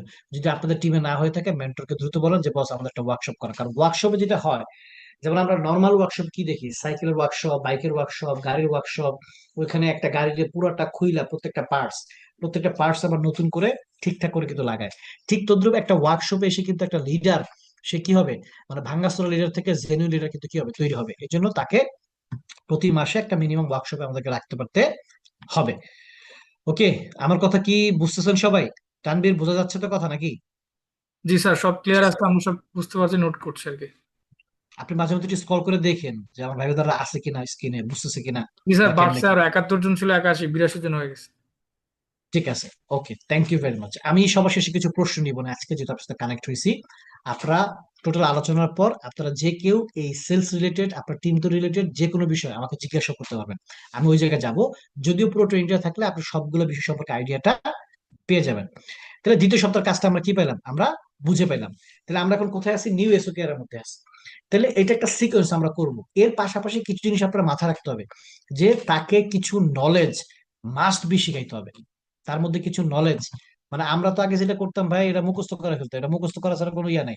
অফিসে আইনা বৈশা বৈশা বৈশা বৈশা বৈশা বৈশা বৈশা বারবার বারবার বারবার বারবার, মানে আমি বলতাম, তারপর সে বলতো, আমি বলতাম, তারপর সে বলতো, বলতে বলতে বলতে তার মধ্যে কিছু নলেজ গেদার করতাম। সিম্পল, সে যে কাজ করতেছে ওই কাজ সম্পর্কে কিছু নলেজ তার শেখাটা অনেক বেশি জরুরি। কি কি নলেজ? যেমন দেখেন, আপনার হচ্ছে আমাদের যেই প্রোডাক্ট গুলো আছে, তাহলে এই প্রোডাক্ট গুলো কি, এটা খায় না মাথায় দেয়, এটা ডিউরেশন কত, আচ্ছা এটা টিচার কারা, এইটা কি, মানে এই টপিকটা ফ্রিল্যান্সিং এর জন্য কতটুকু গুরুত্বপূর্ণ, ফ্রিল্যান্সিং বা আউটসোর্সিং কারে বলে, এটা পার্থক্যটা কি, হ্যাঁ, টিচার কারা কারা আছে আমাদের, প্রতিষ্ঠানের সাপোর্ট সিস্টেমটা কেমন, আচ্ছা ক্লাসের নিয়মগুলো কেমন, মার্কেট প্লেস গুলো কেমন হয়, এই যে বেসিক কিছু বিষয় আপনার মাথায় রাখতে হবে। আপনি নতুন এসওদেরকে সাথে আপনি প্রতিদিন কাজ করতেছেন, কিন্তু সে যদি এগুলো না শিখে তাহলে তো আসলে হবে না। তাকে এই বিষয়গুলো প্রত্যেকটা বিষয় ধরে ধরে ধরে ধরে কি করতে হবে, শেখাইতে পারতে হবে, শেখাইতে পারতে হবে, বারবার বারবার বারবার বারবার বারবার বারবার আলোচনা করবো। ওকে, কি কি বিষয় দিলাম? কোর্স মডিউল, ফ্রিল্যান্সিং কি কেন প্রয়োজন, ফ্রিল্যান্সিং আউটসোর্সিং পার্থক্য কি, টিচার্স প্রোফাইলটা কি, প্রতিষ্ঠানের সাপোর্ট সিস্টেম কিরকম, ব্যাচ শিডিউলটা কি, মার্কেট প্লেসের বিষয়গুলো কি, এই বিষয়গুলো সম্পর্কে তাকে নলেজেবল করতে পারতে হবে। পাশাপাশি কিছু স্কিল, স্কিল মানে কিছু বিষয় তাকে পারদর্শী বানাইতে হবে, এক্সপার্ট বানাইতে হবে। কি কি সেই বিষয় আপনি একটা স্ক্রিনশট দিয়ে রাখবেন, সমস্যা নাই। সেটা হচ্ছে পারফেক্ট ট্রাফিক লিস্ট আসলে কিভাবে করে তৈরি করে, আচ্ছা ট্রাফিক নিয়ে অ্যানালাইসিস কিভাবে করে। দেখেন এটা এইটা স্কিলে নিয়ে আসছে কেন, কারণ হচ্ছে প্রথমে সেই কাজগুলো করবে, বাট সে তো আগামী লিডার হবে। এবার তাকে স্কিল হইতে হবে, শুধু নলেজ প্রথমে হচ্ছে সে তাকে জানবে এই কাজগুলা, তারপর হচ্ছে এই কাজগুলো সে শিখবে। কারণ হচ্ছে সে শিখলেই পরবর্তীতে কাউকে কিন্তু কি করতে পারবে, শিখাইতে পারবে। তাহলে ট্রাফিক লিস্ট কিভাবে করতে হয়, অ্যানালাইসিসটা কিভাবে করে, কমিউনিকেশনটা কিভাবে হয়, আচ্ছা প্রপোজটা আমরা কিভাবে একটা বেস্ট প্রপোজ করবো। কারণ আমরা দেখছি যে কেউ আছে প্রপোজ করলেই লোকজন চলে আসে, আর কেউ প্রপোজ করলে কিন্তু কি হয় না, কোনো রেজাল্ট আসে না। ওয়ার্ম আপ কিভাবে করবো, লাইফ ক্লাসটা আমরা কিভাবে নিবে, ম্যারিট টেস্টটা কিভাবে হবে, গ্রুমিং কিভাবে দিব, ভাইভাটা কিভাবে হবে। আচ্ছা একটা ট্রাফিক চলে গেছে, এখন শুরু করে নাই, পরে শুরু করার কথা বলছিল, তাহলে রিটার্গেটিংটা আমরা কিভাবে করবো। আমার এখনকার আলোচনাগুলো কিন্তু কি, আমি টেনে যাব, বাট আপনাকে বুঝতে পারতে হবে যে এই কাজগুলো আমি দেখি যে অনেকে কাজ পায় না। আমি যদি দেখি ভাই, এই যে আমি বইলে শেষ করতে পারবো না আপনার কাজ, এত পরিমাণ কিন্তু কাজ আছে। এখন প্রথমে অনেক কাজ মনে হবে, যখন আপনি প্রতিদিন করবেন এটা কোনো বিষয় না, এটা কোনো বিষয় না, এটা কোনো বিষয় না। দেখবেন একটা ওয়ার্কশপে গেলে বা একটা ফ্যাক্টরিতে গেলে আমরা দেখি কি, আরে বাবা বাবা কি স্পিডে লোকটা কাজ করতেছে। কিন্তু দেখেন, এটা কিন্তু প্রথম যখন সে করছে কঠিন ছিল, এরপর যখন প্রতিদিন করতে হয় তখন তো সহজ হয়ে যায়। একটা পর্যায়ে আপনার কাছে মনে হবে এটা কিছুই না, বাট প্রথমে কষ্ট হইলেও ভালো না লাগলেও আমাকে এই কাজগুলো করতে পারতে হবে। তাহলে আমার নিউ এসও যে আছে, তাদের এই স্কিল গুলো আমাদের কি করতে হবে, করাইতে পারতে হবে। এরপর আসেন তার রেগুলার ওয়ার্কটা কি হবে, সে যেহেতু নতুন, তাহলে এই জন্য প্রতিদিন তাকে অভ্যাস করার জন্য, ডিসিপ্লিন আনার জন্য হ্যান্ডেল মিটিং রাখতে হবে, তাকে দিয়ে কি করতে হবে, পোস্ট করাতে হবে, ট্রাফিক কানেক্ট করাতে হবে মিনিমাম 3 জন, ট্রাফিক কমিউনিকেশন তাকে করাতে হবে, কারণ কমিউনিকেশন করলে তো আসে না, তা মিনিমাম 10 জন ট্রাফিকের সাথে কমিউনিকেশন করাতে হবে তাকে। তারপর হচ্ছে অফার শিখাইতে হবে, অফার করাতে হবে 5 জনকে। পাশাপাশি ফাইনালি রাত্রেবেলা রিপোর্টিং মিটিং করাতে হবে, যে আচ্ছা আমরা কাজগুলো কতগুলো কি করতে পারলাম, কতগুলো হইলো, কেন হইলো না, বা কিভাবে হইলো না। এই টোটাল বিষয়গুলো নিয়ে রাতে ফাইনাল কি করতে হবে, রিপোর্টিং মিটিং করতে হবে। এটা হচ্ছে একটা নতুন এসও যিনি শুরু করছে, প্রথম 3 মাস তার রেগুলার ওয়ার্ক হচ্ছে এই বিষয়গুলো। ওকে, হোপফুলি আপনার শেয়ার সব কাজের পাশাপাশি তার আগামী দিনের কাজের টু ডু লিস্টটা আমাদেরকে নিতে পারতে হবে। হোপফুলি সবাই ক্লিয়ার হয়েছে। ওকে, এবার আসেন, তাহলে তাকে আমরা কি করলাম, কিছু নলেজ তাকে শেখাইলাম, তার মধ্যে কিছু স্কিল আমরা ইয়ে করলাম, তার রেগুলার ওয়ার্কটা দিলাম। একটা জিনিস মাথায় রাখতে হবে, তাকে টার্গেটটা বুঝে দিতে হবে যে নতুন, মানে আমরা যারা আছি, মানে তখন কিন্তু তার কাছে ট্রাফিক অনেক থাকে, তার কাছে অপরচুনিটি বেশি থাকে, তার সেলফ জেনারেট করার অপরচুনিটি থাকে। তাকে অবশ্যই এভরিডে টার্গেটটাকে খুব স্পেশাল বুঝাইতে হবে, যেন সে কি করে, একটা লিড লাইফ ক্লাসের জন্য অন্তত নেয়, এবং প্রতিদিন যে কোনো ভাবে একটা ক্লোজিং যেন কি হয়, সে যেন করাইতে পারে। এটা টার্গেট, এবং এই টার্গেটটার উপরে কিন্তু তার আউটপুটটা কি আসবে, আসবে। এই জায়গাটা আমরা অনেকে দুর্বল। ধরেন আমরা একদিন দুদিন করাই তারপর ছেড়ে দিই, না এটাকে টানা প্রতিদিন। আমরা অনেকে লিস্ট করাই 100 জনের, 200 জনের, কিন্তু দেখেন 5 জন 7 জন 10 জনের সাথে কথা বলার পর কিন্তু আমরা আমরা ছেড়ে দিই। আমরা যখন যদি 10 জনের রেজাল্ট না আসে, সে কিন্তু আর কাজ করার আগ্রহ পায় না। তাকে মাথায় রাখতে হবে, ভাই ওই 100 পর্যন্ত আমাকে যাইতে হবে, ওই 100-র মধ্যেই আপনার সেলটা লুকাইতে আছে, ওই 100-র মধ্যেই আপনার লিডারটা লুকাইতে আছে। ওকে, এটা আপনাকে আমাকে ধরে ধরে ধরে ধরে কাজটা করাতে পারতে হবে। এবার আসেন যারা বিজনেসটা করতেছে, সেলস করছে, করতেছে, অ্যাক্টিভ এসো যারা 3 মাসের বেশি সময় ধরে যারা সক্রিয় আছে, তো তখন কি করতে হবে, তখন সেলস এর পাশাপাশি দেখেন একটা প্রবলেম এখানে আছে, সেটা হচ্ছে যখন 3 মাস পার হয়ে যায় একটা ব্যক্তির, তখন আমরা অনেকে মনে করি তার নিয়ে এখন আর দৈনিক কি কাজ করুন, তার থেকে তো সেল বের করে ফেলছি। কিন্তু ওই যে প্রথমে আমরা লিখছি না, যে এসো কেয়ার কেন করবেন, টিম তৈরি করার জন্য, টিমের লিডার বের করার জন্য। তাহলে এইটার জন্য ওই সময় তার সাথে কাজের প্যাটার্নটা ডিফারেন্ট হবে, এই সময় আরো সতর্কতার সাথে তার সাথে কাজ হবে। প্রথম বিষয় হচ্ছে তার সাথে একটা সুদৃঢ় সম্পর্ক গঠন করতে হবে, সম্পর্কটাই কিন্তু অ্যাসেট। তাকে নিয়মিত প্রশিক্ষণের মধ্যে রাখতে পারতে হবে। এখন দেখেন, আপনি বলতে পারেন যে আমাদের তো ট্রেনিং এখন কি হয়, কম হয়, বাট আমি যেটুকু জানি টিম থেকে ট্রেনিং কিন্তু কম হয় না। তাহলে পর্যাপ্ত পরিমাণ ট্রেনিং এর ব্যবস্থা কিন্তু আমাদের আছে। এর বাইরে যেও আপনাকে অ্যাজ এ লিডার হিসেবে আপনাকেও সবসময় ট্রেনিং এর মধ্যে থাকতে হবে। এখন অনলাইনে প্রচুর টপিক ভিত্তিক আপনি যেটা মনে করতেছেন যে যেই বিষয়ে আমার টিম পার্টনার শেখা দরকার, আপনি নিজে আগে ওই ট্রেনিংটা কোথাও থেকে করেন, এরপর তাকে লিঙ্ক দেন, তাকে সাথে নিয়ে করান, বাট তাকে নিয়মিত প্রশিক্ষণের মধ্যে রাখতে হবে। সঠিক দিক নির্দেশনা, যখন একটা এসব পুরাতন হয়ে যায়, প্রবলেমটা হচ্ছে তখন আমরা নতুনদের মতো গাইডলাইনটা দেই না, দিক নির্দেশনা দেই না। তাহলে আপনি খেয়াল করেন, তাহলে ওই যে যে 3 মাস কাজ করছে, সেল করে ফেলছে, আমি নিশ্চিত 3 মাসে কেউ তাদের ট্রাফিক লিস্ট সম্পন্ন করতে পারে না।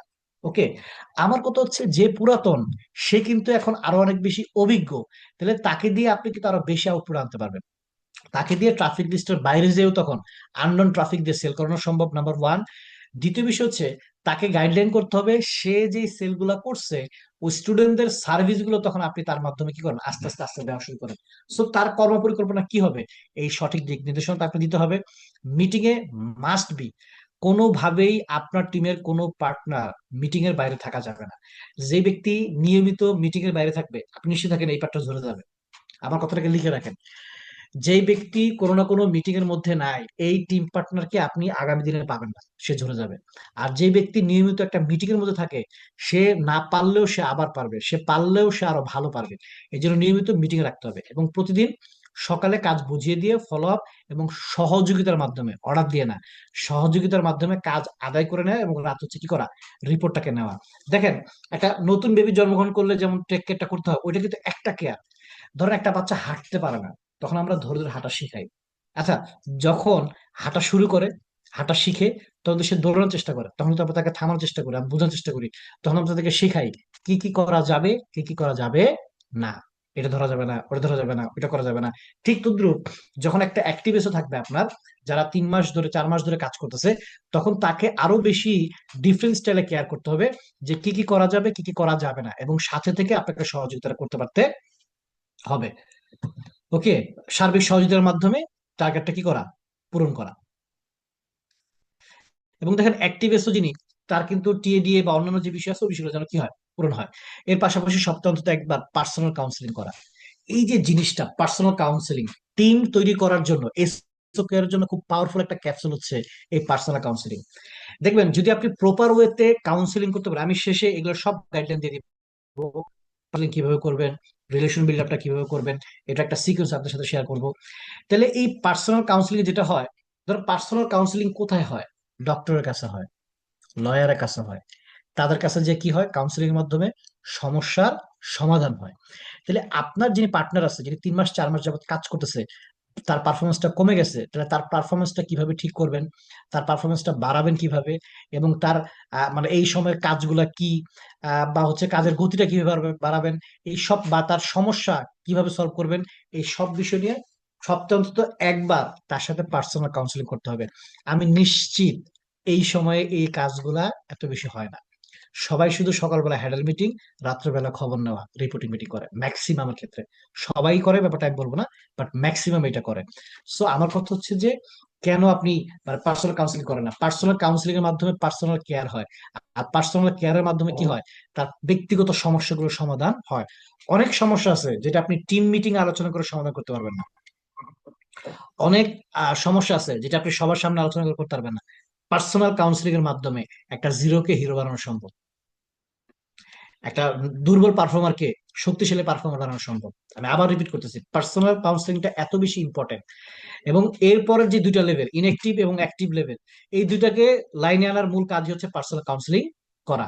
পাশাপাশি অ্যাক্টিভিস্টদের কি করতে হবে, ভালো পারফরমেন্সের জন্য উৎসাহিত করা। এই যে আমরা ইনসেন্টিভ ব্যবস্থা করি, তো সবসময় কোম্পানি আপনাকে ইনসেন্টিভ দিলে ব্যাপারটা এরকম না, কখনো কখনো আপনার জায়গা থেকে করতে হবে। আপনাকে সবসময় ট্যুরে দিতে হবে, ব্যাপারটা এরকম না। একটা ভালো কথা বলা, একটা হাততালি দেওয়া, একটা বাহবা দেওয়া, একটা থ্যাংক ইউ দেওয়া, একটা চকলেট দেওয়া, ডিফারেন্ট টাইপ অফ কিন্তু কি আছে, আপনি ভাবে কিন্তু তাকে উৎসাহিত করতে পারেন। এরপর হচ্ছে শারীরিক সুস্থতা ও মানসিক উৎফুল্লতার প্রতি কি রাখা, খোঁজ খবর রাখা, সে যেন কি করে, কারণ সে অসুস্থ হলে আপনার ব্যবসা কিন্তু কি হয়ে যাবো, অসুস্থ হয়ে যাব। প্রয়োজনীয় বিনিয়োগ করা, মাথায় রাখতে হবে, ওই যে আজকের এসো আগামী দিনের লিডার, এই জিনিসটা কিন্তু এমনি এমনি হবে না। আপনি কিন্তু বিনিয়োগও কি করতে হবে, করতে পারতে হবে। কোথায় কোথায় বিনিয়োগ করবেন, এটা আমি শেষে আলোচনা করে দিব। মানে আপনার এই অ্যাক্টিভ এসও যিনি, ওই জায়গাতে যেটা হয়, 3 মাস 4 মাস পর তার সেলটা কমে, কিন্তু সে তো এখন লিডার হবে। লিডার হওয়ার জন্য তার ইনকামটা কম থাকলে ওই জায়গায় কিন্তু আপনাকে কন্ট্রিবিউশন করতে পারতে হবে। মাথা রাখতে হবে, আমি একটা ট্রেনিং আলোচনা করছিলাম, টিমের বিনিয়োগ মানে এটা খরচ না, এটা হচ্ছে কি, মানে টিমে খরচ, মানে টিমে যখন আমরা ধরেন ট্রেনিং এর টাকা কেটে দিয়ে মিটিং করাই, আমরা মনে করি এটা খরচ, এটা খরচ না, খরচ না, এটা হচ্ছে ইনভেস্ট, এটা হচ্ছে বিনিয়োগ। যে যত বেশি টিমে বিনিয়োগ করবেন তার টিম আপনি তত বেশি আউটপুট পাবেন। এরপর হচ্ছে মেজার করা তার প্রোগ্রেসটা ঠিকঠাক মতো হচ্ছে কিনা। ওকে, এইটা মেজারমেন্ট করতে হবে, মেজারমেন্ট করে পার্সোনাল কাউন্সিলিং এ তাকে হচ্ছে সলিউশনটা দিয়ে দিতে হবে তার যদি করণীয় কিছু থাকে। এবার সে ইনেকটিভ অ্যাসোসিয়েট, ইনেকটিভ এবং হচ্ছে নেগেটিভ, এই দুইজনের জন্য সিমিলার প্রক্রিয়া, অলমোস্ট সিমিলার। একটি স্ক্রিনশট দিয়ে আপনারা নিয়ে রাখবেন। আহ কি করতে হবে আমাদেরকে, যিনি নিষ্ক্রিয় হয়ে গেছে, প্রথম আগে মাথা রাখেন, আচ্ছা নিষ্ক্রিয় যে হইলো সে কি আসলে নিষ্ক্রিয় হয়ে জন্মগ্রহণ করছে? না, সে কিন্তু নিষ্ক্রিয় হয়ে গ্রহণ করে নাই। সেও কিন্তু যেটা সেল করছে সেও কিন্তু ভালো ছিল, সেও কিন্তু আপনার কথা শুনতো। তাহলে আজকে নিষ্ক্রিয় হয়ে গেছে কেন? কোনো না কোনো কাজের জন্য। তাহলে এখন কি করতে হবে, তাকে কিভাবে কামব্যাক করাইতে হবে? তার সাথে প্রথম বিষয় হচ্ছে, কখনোই কারোর সাথে আমরা কিন্তু মানে সম্পর্ক নষ্ট করব না। একটা মানুষ যদি কাজ নাও করে, কাজ যদি ছেড়েও দেয়, আমরা কিন্তু সম্পর্ক কারোর সাথে নষ্ট করবো না। তাহলে প্রথম বিষয় হচ্ছে তার সাথে সুসম্পর্ক বজায় রাখতে হবে। সুসম্পর্ক ভেঙে গেলে সুসম্পর্ক তৈরি করতে হবে। রেগুলার কমিউনিকেশন, ধরেন একটা মানুষ আগে সেলস করতো, এখন সেলস করে না, কিন্তু তারপরও আপনি কি করবেন, আপনি যোগাযোগ রাখবেন। তার তার ব্যক্তিগত পারিবারিক একটু খোঁজ খবর নেওয়া। হ্যাঁ, এবং কেন, মানে মূল কথা হচ্ছে এই কমিউনিকেশন করে মূল যে জিনিসটা বুঝতে হবে, কেন সে আসলে কাজটা ছাড়ছে। দেখবেন ম্যাক্সিমাম ক্ষেত্রে কাজ ছাড়ার একটা কমন বিষয় থাকে, সে কারো না কারোর প্রতি কষ্ট পাইছে, মন খারাপ হয়েছে, এটা হচ্ছে সবচেয়ে বড় কারণ। এরপর অনেক ক্ষেত্রে মানুষ নিষ্ক্রিয় হয়, কেন হয়? কারণ হচ্ছে সে পারফরমেন্স করতে পারতেছে না, সে রেজাল্ট আনতে পারতেছে না। হ্যাঁ, আবার কারো কারো পারিবারিক সমস্যা থাকে, কারো কারো হচ্ছে কি এলাকাগত সমস্যা থাকে, কারো কারো মনে করে যে আমি স্কিল নাই। তো ওই সম্পর্কের মাধ্যমে তার সাথে কমিউনিকেশন করে আমাকে বুঝতে পারতে হবে যে প্রবলেমটা কি। এবার প্রবলেমটা পাইছি, ওইটার সলিউশন করে তাকে ইনফরমেশন দিতে হবে, আপডেট ইনফরমেশন। ধরেন এই যে এই মাসে আমাদের ট্যুর হইতেছে, আমাদের মান্থলি প্রোগ্রাম হয়, মান্থলি সেমিনার হয়, মান্থলি সেলিব্রেশন প্রোগ্রাম হয়, আপডেট যা তথ্য আছে তাকে তথ্য দিতে হবে। এরপর তাকে পার্সোনাল কাউন্সিলিং করতে হবে, ফিজিক্যাল প্রোগ্রামে রাখতে হবে। ফিজিক্যাল প্রোগ্রামে রাখলে তখন আস্তে আস্তে সে অ্যাক্টিভ শুরু করবে, দেন তাকে মিটিং আনতে হবে। এটা হচ্ছে প্রক্রিয়া। এই প্রক্রিয়া ঠিক থাকলে একটা ইনএক্টিভ, তাহলে দেখেন এখানে যারা এএসএম আছেন, এএসএম আছেন, অনেকেই কিন্তু আমাদের কি আছে, ইনএক্টিভ লিডার আছে। আমরা তাদেরকে কিন্তু গোনায় ধরতেছি না, না। আপনি যদি এই সিকোয়েন্সটা মেনটেন করেন, অনেক ইনএক্টিভ এসওকে আপনি আবার কাজে নামাতে পারবেন। তাহলে কি করতে হবে, সম্পর্ক ঠিকঠাক রাখতে হবে, রেগুলার কমিউনিকেশন করতে হবে, ইনফরমেশন শেয়ার করতে হবে, পার্সোনাল কাউন্সিলিং করতে হবে, ফিজিক্যাল প্রোগ্রাম আনতে হবে, দেন হচ্ছে মিটিং এ কনভার্ট করে তাকে আবার বিজনেস আনাইতে হবে। সেম প্রক্রিয়াটা কিন্তু যারা নেগেটিভ হয়ে গেছে তাদের জন্য। নেগেটিভকে, যিনি পূর্বে সক্রিয় ছিল কিন্তু প্রতিষ্ঠান কিংবা কাজের ব্যাপারে নেতিবাচক ধারণা পোষণ করে এবং ঠিকঠাক মতো কাজ করে না, নিষ্ক্রিয়, তারা হচ্ছে নেগেটিভ। বাট নেগেটিভটাও কিন্তু একটা সময় কি ছিল, পজিটিভ ছিল। এই জন্য আমাদের তাদের সাথে কি রাখতে হবে, সে নেগেটিভ হতে পারে, আমরা তার প্রতি নেগেটিভ হবো না। মানে আবার রিপিট করতেছি, সে নেগেটিভ হইতে পারে কিন্তু আমরা তার প্রতি কি হবো না, নেগেটিভ হবো না। আমরা তার সাথে সুসম্পর্ক বজায় রাখবো। সম্পর্ক যদি না, দরকার হলে সম্পর্ক আপনি কি করবেন, তৈরি করবেন। এমন সম্পর্কটা আমি ব্যাখ্যা দিয়ে দিব। এরপর হচ্ছে রেগুলার কমিউনিকেশন করা তার সাথে, কমিউনিকেট বিজনেস কমিউনিকেশন করবে না, তার ব্যক্তিগত পারিবারিক ওইসব ব্যাপারে কি করতে পারেন, সোশ্যাল মিডিয়া ভিত্তিক আলোচনা করতে পারেন, দেন ইনফরমেশন শেয়ার করতে হবে, কাউন্সিলিং করতে হবে, ফিজিক্যাল প্রোগ্রাম আনতে হবে, মিটিং আনতে হবে। দেন তাহলে কিন্তু আবার কি হবে, সে আবার তাকে দিয়ে কাজ করানো সম্ভব হবে। ওকে, সো আমরা এতক্ষণে বুঝলাম চার ধরনের এসও আছে, চার ধরনের এসোর সাথে কার সাথে কি কাজ। আমি জানি এই যে আমি আলোচনাগুলো করে গেছি আপনারা শুনতেছেন, সব কিন্তু আপনার মাথায় থাকবে না।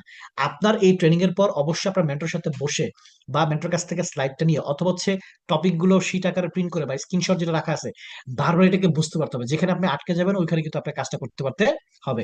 এবার আসেন আমাদের কিছু কাজ, এই যে আমরা বললাম রিলেশন বিল্ডার, তাহলে আমরা রিলেশন বিল্ডারটা কি কিভাবে করে করবো? রিলেশন বিল্ডারের জন্য মাথা রাখতে হবে পৃথিবীতে সস্তায়, ফ্রিতে সবচেয়ে দামি একটা জিনিস হচ্ছে হাসি মাখা মুখ। আপনি যদি হাসি মাখা মুখে আপনার শত্রুর সাথে কথা বলেন, সে কিন্তু আপনার মিত্র হইতে বাধ্য। আমরা অনেক সময় রিটার্ন পাই মানুষের কাছ থেকে, যা এটা কিন্তু আমাদের কারণেই পাই সর্বদা। এবং সেলসে কাজ করতে গেলে একটা কথা আছে, যিনি সেলসে কাজ করে তাকে সবসময় হাসি মাখা মুখে থাকতে হয়। এবং চায়না একটা প্রবাদ আছে, মানে যদি হাসতে না পারো তাহলে তুমি তুমি তোমার দোকান খুইলো না। আমাদেরকে সর্বদা হাসি মুখে কথা বলতে হবে। রিলেশন যে কোনো একটা মানুষের সাথে, আপনি নতুন একটা মানুষের সাথে হোক, পুরাতন একটা মানুষের সাথে হোক, আপনার যার সাথে আপনার সমস্যা আছে তার সাথে হোক, আপনি হাসি মুখে কথা বললে প্রথম কাজটা এখানে হয়ে যাবে। তো সর্বদা হাসি মুখে কথা বলতে হবে। প্রথম 6 মাস মাথায় রাখতে হবে, এই যে আপনার এসোর সাথে আপনার একটা গুড রিলেশনটা কিভাবে হবে। প্রথম 6 মাস কোনো রাগ করা যাবে না, ধমক দেওয়া যাবে না, হ্যাঁ, এমন কোনো আচরণ করা যাবে না। দেখেন তো একটা বাচ্চা, বাচ্চাকে যখন আপনি কোলে নেন, সে যদি প্রস্রাব করে দেয়, মলত্যাগ করে দেয়, আমরা কিন্তু ওটা ছুঁড়ে ফেলে দেই? না, আমরা ছুঁড়ে ফেলে দিই না। আমরা তাকে কি করি? কেয়ার করি। আমরা রাগ করি না, আমরা বুঝি সে বুঝে নাই। মাথা রাখতে হবে, আপনার নতুন এসো সে যদি কোনো ভুলও করে ফেলে, সে আসলে বুঝে নাই। আমি আপনাকে একটা সিক্রেট বলি, আপনি, মানে আমরা অনেকে পার্টনারদের উপর রেগে যাই। আমার কথা হচ্ছে ভাই, আপনি রাইগেন না, আপনাকে দিয়ে আপনি খেয়াল করেন, আপনি কবে থেকে সিরিয়াসলি কাজ করতেছেন? এটা কি শুরু থেকেই, না কোনো কোনো কাউন্সিলিং এর পর বা কোনো কোনো দিনের পর? এক একজনের জন্য এক এক রকম হয়। আপনার পার্টনারটা যেদিন বুঝে যাবে এই বিজনেসটা তার জন্য কতটুকু গুরুত্বপূর্ণ, আপনি তার জন্য কতটুকু গুরুত্বপূর্ণ, তারপর দিন থেকে তার কাছ থেকে আপনি আপনি যেভাবে চান সেভাবে পাবেন। বাট অতটুকু বুঝ না আসা পর্যন্ত আপনাকে ধৈর্য ধরতে হবে, আপনাকে আপনার সুসম্পর্ক বজায় রাখতে পারতে হবে। এরপর হচ্ছে ব্যক্তিগত পারিবারিক বিষয়ে জানা, বিজনেসের বাইরেও নিয়মিত খোঁজ রাখা। দেখেন, আমি একটা জিনিস করছি, আমি সবসময় আমার পার্টনারদের যেটা করতাম, ওর সাথে পরিচয় হওয়ার পর পর সামহাও তার ফ্যামিলির সাথে আমি কানেক্ট হয়ে যেতাম, ফ্যামিলির সাথে কানেক্ট হয়ে যেতাম। যেমন আমার মিজানের ফ্যামিলি বলেন, রকির ফ্যামিলি বলেন, আমাদের তহিদ ভাইয়ের ফ্যামিলি বলেন, আলামিন ভাইয়ের ফ্যামিলি বলেন, সবার সাথে কিন্তু আমার সম্পর্ক আছে, সবার সাথে কিন্তু আমার পরিচয় আছে, সবার নাম্বার কিন্তু আমার কাছে আছে। ইভেন দো এই বিজনেসের এই বয়সে এসা সবার বাসাও কিন্তু আমার যাওয়া হয়েছে। এই জিনিসগুলো কিন্তু আমরা ইন্টেনশনালি করতাম, বুঝা করতাম। কেন করতাম? কারণ অনেক সময় হবে সে রাগ হইতে পারে, সে ভুল বুঝতে পারে, সে কাজটা নাও করতে পারে, কিন্তু তার পরিবেশের সাথে কানেক্ট হলে আমি তাকে আবার ধরতে পারবো। সে নেগেটিভ হয়ে যেতে পারে, কিন্তু ওই যে নেগেটিভ হলে কি করতেছে, গুড রিলেশন রাখতে হবে, কমিউনিকেশন করতে হবে। তো নেগেটিভ হলে তো ফোন ধরবো না, তো সে ফোন না ধরলে তার আম্মু তো ফোন ধরবে, তার আব্বু তো ফোন ধরবে, তার ভাই তো ফোন ধরবে। এই জন্য তার ফ্যামিলির সাথে অ্যাটাচমেন্ট হয়ে যেত। তো এগুলো আপনি কিভাবে হবেন? আস্তে আস্তে ব্যক্তিগত পারিবারিক। আরেকটা বিষয় হচ্ছে, একটা মানুষ যখন আরেকজনের পরিবারের খোঁজ খবর নেয়, তখন সে নিজেকে আপন ভাবে, যে এই ব্যক্তিরা আমাদের আপন। আপন ব্যক্তি ছাড়া তো পরিবার খোঁজ খবর কেউ নেয় না। এরপর হচ্ছে কি করা? বিশেষ দিনগুলোতে শুভেচ্ছা জানানো। এগুলো হচ্ছে একটা সুসম্পর্ক তৈরি করার ওয়ে বলতেছি। বিশেষ দিনগুলোতে শুভেচ্ছা জানানো, মাঝে মধ্যে একান্ত সময় কাটানো। একবার কথা আছে, সবার শেষে স্লাইড আছে, একান্ত সময় আবার কি, মানে ওই বাগানে যে, পার্কে যে একান্ত সময় কাটানো না, ঠিক আছে? মানে তার সাথে একটু ক্লোজলি, ওই যে পার্সোনাল কাউন্সিলিং করি না আমরা, ওইরকম একটু সময় দেওয়া। তাইলে হচ্ছে তার সাথে আপনি কি করতে পারবেন, তার সাথে আপনি মানে তার বিষয়গুলো আপনি জানতে পারবেন। তার সাথে একটু আড্ডা দেওয়া, খেলাধুলা করা। যেটা আমি এখনো কিন্তু আমার পার্টনারদের চাঙ্গা রাখার জন্য আমরা ঘোরাফেরা করি, আমরা খেলাধুলা করি। এটা কেন? দুইটা বিষয়। একটা বিষয় হচ্ছে এটা এমনিতেও ভালো লাগে, আরেকটা বিষয় হচ্ছে বিহাইন্ড এর ঘটনা হচ্ছে, এটা থাকলে তখন সে আপন মনে করে, সে তখন তাকে কি করে না, ছেড়ে যায় না। এই যে ধরেন তানভীর, তানভীর যদি কোনো ব্যবসা ছাইরেও দেয়, তো তানভীর কিন্তু আমার মনে রাখবে, আমিও তানভীরের মনে রাখবো। কেন মনে রাখবো? কারণ তানভীরের সাথে আমরা খেলাধুলা করছি, তানভীরের ভার্সিটিতে আমি গেছি, তানভীরের সাথে একটা সম্পর্ক কিন্তু কি হয়েছে, তৈরি হয়েছে। তাহলে তানভীর কোনো কারণে নেগেটিভ হইতে পারে, বাট তারা আবার কামব্যাক করানোর জন্য যদি তার সাথে আমার সম্পর্ক থাকে, তানভীর ভাইয়ের কিন্তু আমি আবার কামব্যাক করাতে পারবো। ঠিক তদ্রুপ আপনার যিনি পার্টনার, সবার সাথে এই সুসম্পর্ক আমাদের রাখতে পারতে হবে। মাঝে মধ্যে একত্রে খাবার খাওয়া, ভাই এটা এত পাওয়ারফুল একটা জিনিস। ধরেন, আপনি যদি, মানে আপনি কাউকে খাওয়ান, তখন কিন্তু যে খাওয়ায় তার প্রতি কিন্তু একটা অন্যরকম ভালোবাসা কাজ করে, অন্যরকম একটা ফিলিংস কাজ করে, যিনি খাওয়ায় আর কি। তো খাওয়ায় তাকে আমি মানে খাওয়াই সম্পর্ক রাখতে পারবো এরকম না, কিন্তু মাঝে মধ্যে আপনার পার্টনারদের সাথে বাইরে কি করা দরকার, খাওয়া দাওয়া করা দরকার। এতে করে সম্পর্কটা কি হয়, আর অনেক বেশি গাঢ় হয়। তারপর হচ্ছে সবসময় মাথায় রাখতে হবে, সর্বদা ভালো হবে এমন চিন্তা করা, নিজের স্বার্থের কথা না ভাবা। এই বিজনেসে যারা নিজের স্বার্থকে প্রথম প্রায়োরিটি দিবেন, তারাই বিজনেস আপনি ঠকবেন, তারা বিজনেসে ভালো করতে পারবেন না। সবসময় মাথা রাখবেন, আপনার পার্টনারকে নিয়ে ভালো চিন্তা করতে হবে। আমরা আবার অনেক সময় কি করি, পার্টনারকে নিয়ে নেতিবাচক চিন্তা করি, ওইটা পারে না, ওইটা পারে না, এইটা সেটা। না, ও কি পারে না এটা নিয়ে চিন্তা না করে কি কি পারে এটা নিয়ে চিন্তা করতে হবে। যেটা যেটা পারে না ওটা দায়িত্ব নিতে হবে, ওটা আমি কিভাবে শিখা দিতে পারি। আর নিজের স্বার্থ না, সবসময় টিম পার্টনারের স্বার্থের কথা চিন্তা করতে হবে। টার্গেট পূরণে ব্যর্থ হইলে হতাশ না হওয়া, বরঞ্চ কি করতে হবে, ভরসা দিতে হবে, উৎসাহ দিতে হবে, দোয়া দিতে হবে, সহযোগিতা কি করতে হবে, বাড়াইতে হবে। নিজে সর্বদা সকল কাজে অ্যাক্টিভ থাকা, সকলের সাথে নিয়মিত যোগাযোগ রাখা, কোনো বিপদে পড়লে সমাধানের উদ্যোগ নেওয়া। মাথায় রাখবেন, ওই যে বিপদের বন্ধুই কিন্তু প্রকৃত বন্ধু। আমরা অনেককেই দেখছি যে যারা বিজনেসটা ছেড়ে দিচ্ছে, অন্যতম কারণ কি, তার 500 টাকা আইডিতে ছিল, এই টাকাটা তার ওই দিন দরকার, তো সামহাও ওই ওটিএনটা আপনি অন টাইমে দিতে পারেন নাই, হইতে পারে এরকম। বা হচ্ছে কি, তার একটা মিটিং এ আলোচনা করা দরকার, আপনি সময় দিতে পারেন নাই, ট্রেনিং আলোচনা করা দরকার, সময় দিতে পারেন নাই। বা হচ্ছে তার একটা ট্রাফিক আছে অফিসে, আপনি সময় দিতে পারেন নাই, কোনো না কোনো সমস্যা মানে সে পড়ছিল, বাট সে যখন সমাধান না পায় তখন কিন্তু মানুষ ইনেকটিভ হয়, তখন কিন্তু মানুষ নেগেটিভ হয়ে যায়। তাহলে আমাদের যেটা অভ্যাস হবে, ক্যারেক্টার হইতে হবে আমাদের। টিম পার্টনারের কোনো সমস্যা, এটা আমার সমস্যা, এটাকে ফার্স্ট প্রায়োরিটি দিয়ে সমস্যা সলিউশন করতে হবে। দেখেন আমি আমার বিজনেসের, এটা আমার সবচেয়ে বড় একটা ক্রেডিবিলিটি ছিল, আমি সবসময় সমস্যা সমাধান করতাম। কি প্রবলেম, কি করতে হবে, সার্ভিস ফার্স্ট, সমস্যা সমাধান হচ্ছে ফার্স্ট প্রায়োরিটি। এইটা করলে আপনার টিমটা অলওয়েজ ঠিক থাকবে। এরপর হচ্ছে অসুস্থ হলে যত সম্ভব দেখতে যাওয়া, খোঁজ খবর নেওয়া, পরিবারের সাথে সুসম্পর্ক গঠন করা। সো এই কাজগুলোর মাধ্যমে আমরা কি করব, আমরা আমাদের রিলেশন বিল্ড আপটা করতে পারবো। এবার রিলেশন বিল্ড আপ করলাম, তাহলে প্রশিক্ষণ করাইতে হবে তাদেরকে। কি কি বিষয়ে প্রশিক্ষণ করাবো, এগুলো আমি জাস্ট টেনে যাচ্ছি শুধু। ধরেন প্রথম শুরুর দিকে এক ধরনের ট্রেনিং, পরে এক ট্রেনিং। সেলসের কিছু ট্রেনিং আছে, sales process, content create, marketing, traffic communication কিভাবে করে, অফার কিভাবে দেয়, ট্রাফিক গ্রুমিং কিভাবে করতে হবে। এই ট্রেনিং গুলো বারবার বারবার বারবার করাইতে হবে। তারপর হচ্ছে মাইন্ডসেটটা কেমন হইতে হবে, ম্যানার কেমন হইতে হবে, আমি প্রথম দিকে আলোচনা করে নিছি। আপনার এই লিডারটা সবকিছু শিখবে আপনার মাধ্যমে। সো সে কেমন হবে আগামী দিনে, এটা ডিপেন্ড করে আপনার উপরে। তাকে ম্যানার শিখাইতে হবে, তাকে ডিসিপ্লিন শিখাইতে হবে, প্রতিষ্ঠানের নিয়ম কানুন তাকে শিখাইতে পারতে হবে। ওকে। প্রশিক্ষণ গুলো কিভাবে দিবেন, আমাদের প্রথমে বিজনেস স্টার্টআপ ট্রেনিং হয়, স্টার্টআপ ট্রেনিং করান। তারপর হচ্ছে এইচডিবি ট্রেনিং করান, প্রতি সপ্তাহে অনলাইনে কিছু ট্রেনিং করান, মাসে একটা ফিজিক্যাল ওয়ার্কশপ কথা বলছে ওটা করান। লাইভ ক্লাসে উপস্থিত রাখতে হবে, আমরা অনেকে পার্টনারদেরকে এবং নিজেরা আমরা লাইভ ক্লাসে থাকি না, মাথায় রাখতে হবে। এই যে লাইভ ক্লাস, আপনি শুধু ট্রাফিক থাকলে লাইভ ক্লাস, ব্যাপারটা এরকম না। আমরা আগে যেটা হইতো, ট্রাফিক না থাকলেও আমাদের সাপ্তাহিক লাইভ ক্লাস হতো, আমরা লাইভ ক্লাস থাকতাম। কারণ লাইভ ক্লাসে আলোচক যিনি ট্রেনারের আলোচনা শুনে এমন কিছু বিষয় শিখতাম যে যেই কথাটা বললে ট্রাফিকটা জয়েন করবে। এই জন্য ট্রাফিক না থাকলেও নিয়মিত অভ্যাস করতে হবে আমাদের লাইভ ক্লাসে থাকার। কারণ লাইভ ক্লাস তো আমি করাইতে পারি না, লাইভ ক্লাসের কথা শুনেই তো ট্রাফিক জয়েন হয়। সো আপনি যখন নিয়মিত লাইভ ক্লাসটা করবেন, তখন আপনি কোনো না কোনো কথা, মানে যেটা আপনি আগে শুনেন নাই, আগে বুঝেন নাই, এখন বুঝছেন, এইটা আপনি ট্রাফিককে বলে কিন্তু অ্যাডমিশনটা করাইতে পারবেন। বাই দ্য ওয়ে, আগামী 17 তারিখ কিন্তু আমাদের লাইভ ক্লাস আছে ইমিডিয়েট।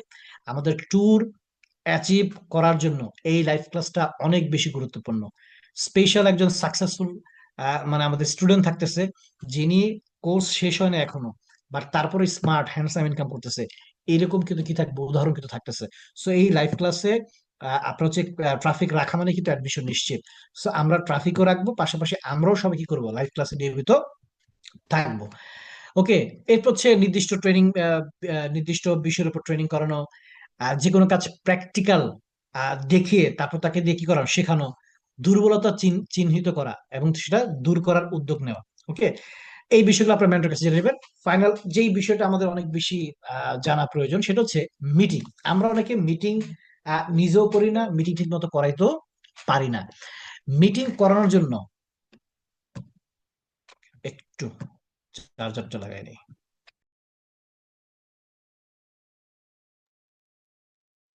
অনেকে হয়তো বা ভুল করে দাগাদাগি করছেন, কেউ দাগাদাগি করেন না, অলমোস্ট হাফ স্ক্রিন ভরাই ফেলছেন আর কি।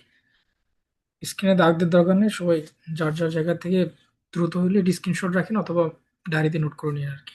যদিও মিটিং রেকর্ড থাকবে, আশা করছি রেকর্ডটা আমরা খুব দ্রুত আপনাদের দিয়ে দিব আবার।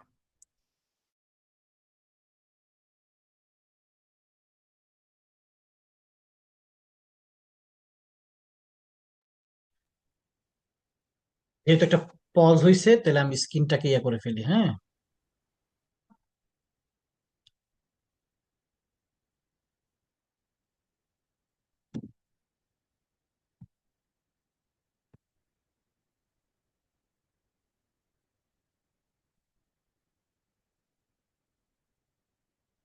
কোথায় যেন তানভীর, থ্রি ডটে যে। তার আগে স্ক্রিনটা শেয়ার করতে হবে, আগে শেয়ার করার পরে তারপর থ্রি ডটে যেতে হবে। ওকে স্ক্রিনটা একবার শেয়ার ফাইন, দেন। করলাম। তারপরে আপনার থ্রি ডটটাতে যান, ওই যে মোর লেখা থ্রি ডটে যান। ডিজেবল, হ্যাঁ, অ্যানিমেশন ডিসেবল করে দিলে হয়ে যাবে আর কি। ডান, হোপফুলি হয়ে গেছে।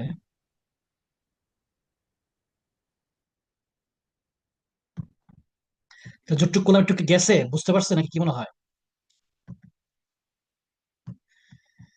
বস, সবাইকে একটু আনমিউট আচ্ছা, করে দিই। যতটুকু, হ্যাঁ। সবাইকে একটু আনমিউট করে দিব।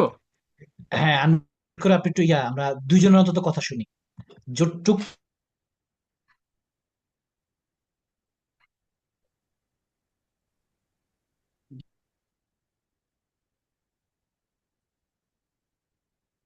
বস, আমরা ওই যে অনেকে হ্যান্ড রেজ করেছে, দুইজনের কথা নেই আর কি।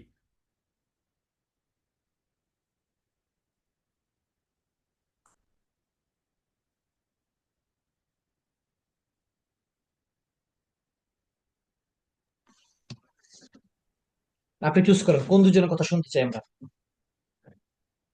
ড্রিম ফাইট নাহিদ ইসলাম সবার আগে হাত তুলছে দেখলাম, মানে হ্যান্ড রাইজও করছে আবার হাত দিয়েও দেখাইছে। আপনি ওকে, নাহিদ ইসলাম বলেন। আপনি আনমিউট করতে পারবেন ওই ওকে ফাইন। নাহিদ ইসলাম ভাই, আপনি আনমিউট করতে পারবেন।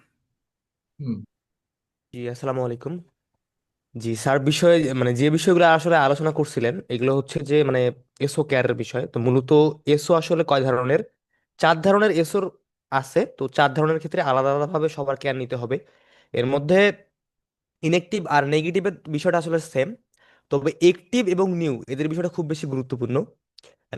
প্রতিটা পার্টি গুরুত্বপূর্ণ, তবে সব থেকে বেশি যেটা গুরুত্বপূর্ণ সেটা হচ্ছে নিউ। আমি যতটুকু বুঝলাম, কারণটা হচ্ছে যে একটা বাচ্চা দেখা যাচ্ছে যে মানে যখন থেকে যে ভিত্তিটা তৈরি হয় একটা বাচ্চার, কথা বলা শেখে, যে ধরনের ভাষা শিখে, যে পরিবেশে তৈরি হয়, এই বিষয়গুলো ভবিষ্যতে গিয়ে তার প্রভাব ফেলে বিভিন্ন কাজে। তো যেমনটা আমি আসলে স্যারের ট্রেনিং করার সময় মনে পড়লো যে আমার ভাগ্নি আছে। আমি যদি বলি 2 মিনিট, আমার ভাগ্নি আছে। ও দেখা যাচ্ছে যে ছোটবেলা শুধু ওর আম্মুর কাছে খাওয়ার জন্য যাইতো, বাকি সব সময়টা কিন্তু আমার সাথে থাকতো। তাহলে বড় হওয়ার পরে এখনো ওর আম্মুর বাদ দিয়ে কিন্তু আমার কাছেই থাকে। আর আমি যেভাবে শিখেছি ওইভাবেই কিন্তু দেখা যাচ্ছে তার মেন্টালিটি তৈরি হয়ে গেছে। তো সেম একটু বিষয় পজ আসলে। দিই, হ্যাঁ, একটু এখানে এবং খেয়াল করেন, এই যে অনেকে আছে যে বলে লিডারদের কথা শুনে না, বাট এই ভাগ্নে আপনার এখন না, সে যতই বড় হোক না কেন সবসময় কিন্তু আপনার কথা শুনতে যাবে, হ্যাঁ, সবসময় কিন্তু আপনাকে মানবে। হ্যাঁ। ওকে ফাইন, হ্যাঁ বলো। এই যে বিষয়টা, তো এটা থেকে আমি বুঝলাম যে আসলে একটা নিউ এসও কে মানে খুব বেশি কেয়ার করা উচিত, একবারে একদম একদম বাচ্চার মতো। আমার দু একটা নিউ এসও আসছে গত মাসে, তো একদম বাচ্চার মতো কেয়ার করতেছে। এখানে আবার দেখা যাচ্ছে তার আপলিং আছে, তো সে আবার রাগ হচ্ছে। তাকে বোঝাইলাম যে আসলে খুব সুন্দর করে মানে একদম বাচ্চাদের মতো। সে অবশ্যই বড়, ইন্টার পাস করছে বা অনার্স এরকম। তবে এই আলোচনাগুলো পাওয়ার পর মনে হলো এই আলোচনা পাওয়ার মানে এই সময় মিটিং এর সময় সে নক করছিল আমাকে। তাকে আরো সুন্দর করে দেখাচ্ছে বিষয়টা আমি বললাম, মানে ছোট বাচ্চার মতো একবারে। তো বিষয়গুলো অনেক ভালো লাগলো। অ্যান্ড এখান থেকে নতুন আমি অনেকগুলো বিষয় শুনতে মানে বুঝতে পারলাম, যেটা যে রিয়েলাইজ করলাম যে আমার ভাগ্নির বিষয়টা দিয়ে আমি আমার মনে হলো যে আসলে একটা মানে নিউ এসওকে খুব বেশি আমাদের গুরুত্ব দেওয়া উচিত। পাশাপাশি একটিভ এসওদের ক্ষেত্রে তাদের প্রশিক্ষণ এবং তাদের সাথে মানে দেখা যাচ্ছে রেগুলার কানেক্টিভিটি, এবং নিজে আসলে নিজের দায়িত্ব নিয়ে মানে সবার আর কি এই বিষয়গুলো মানে আমার ভিতরে যে স্কিলটা আছে এই স্কিলগুলো তাদের ভিতরে তৈরি করার যে বিষয়টা, এইটুকু বিষয়গুলো আমি বুঝলাম।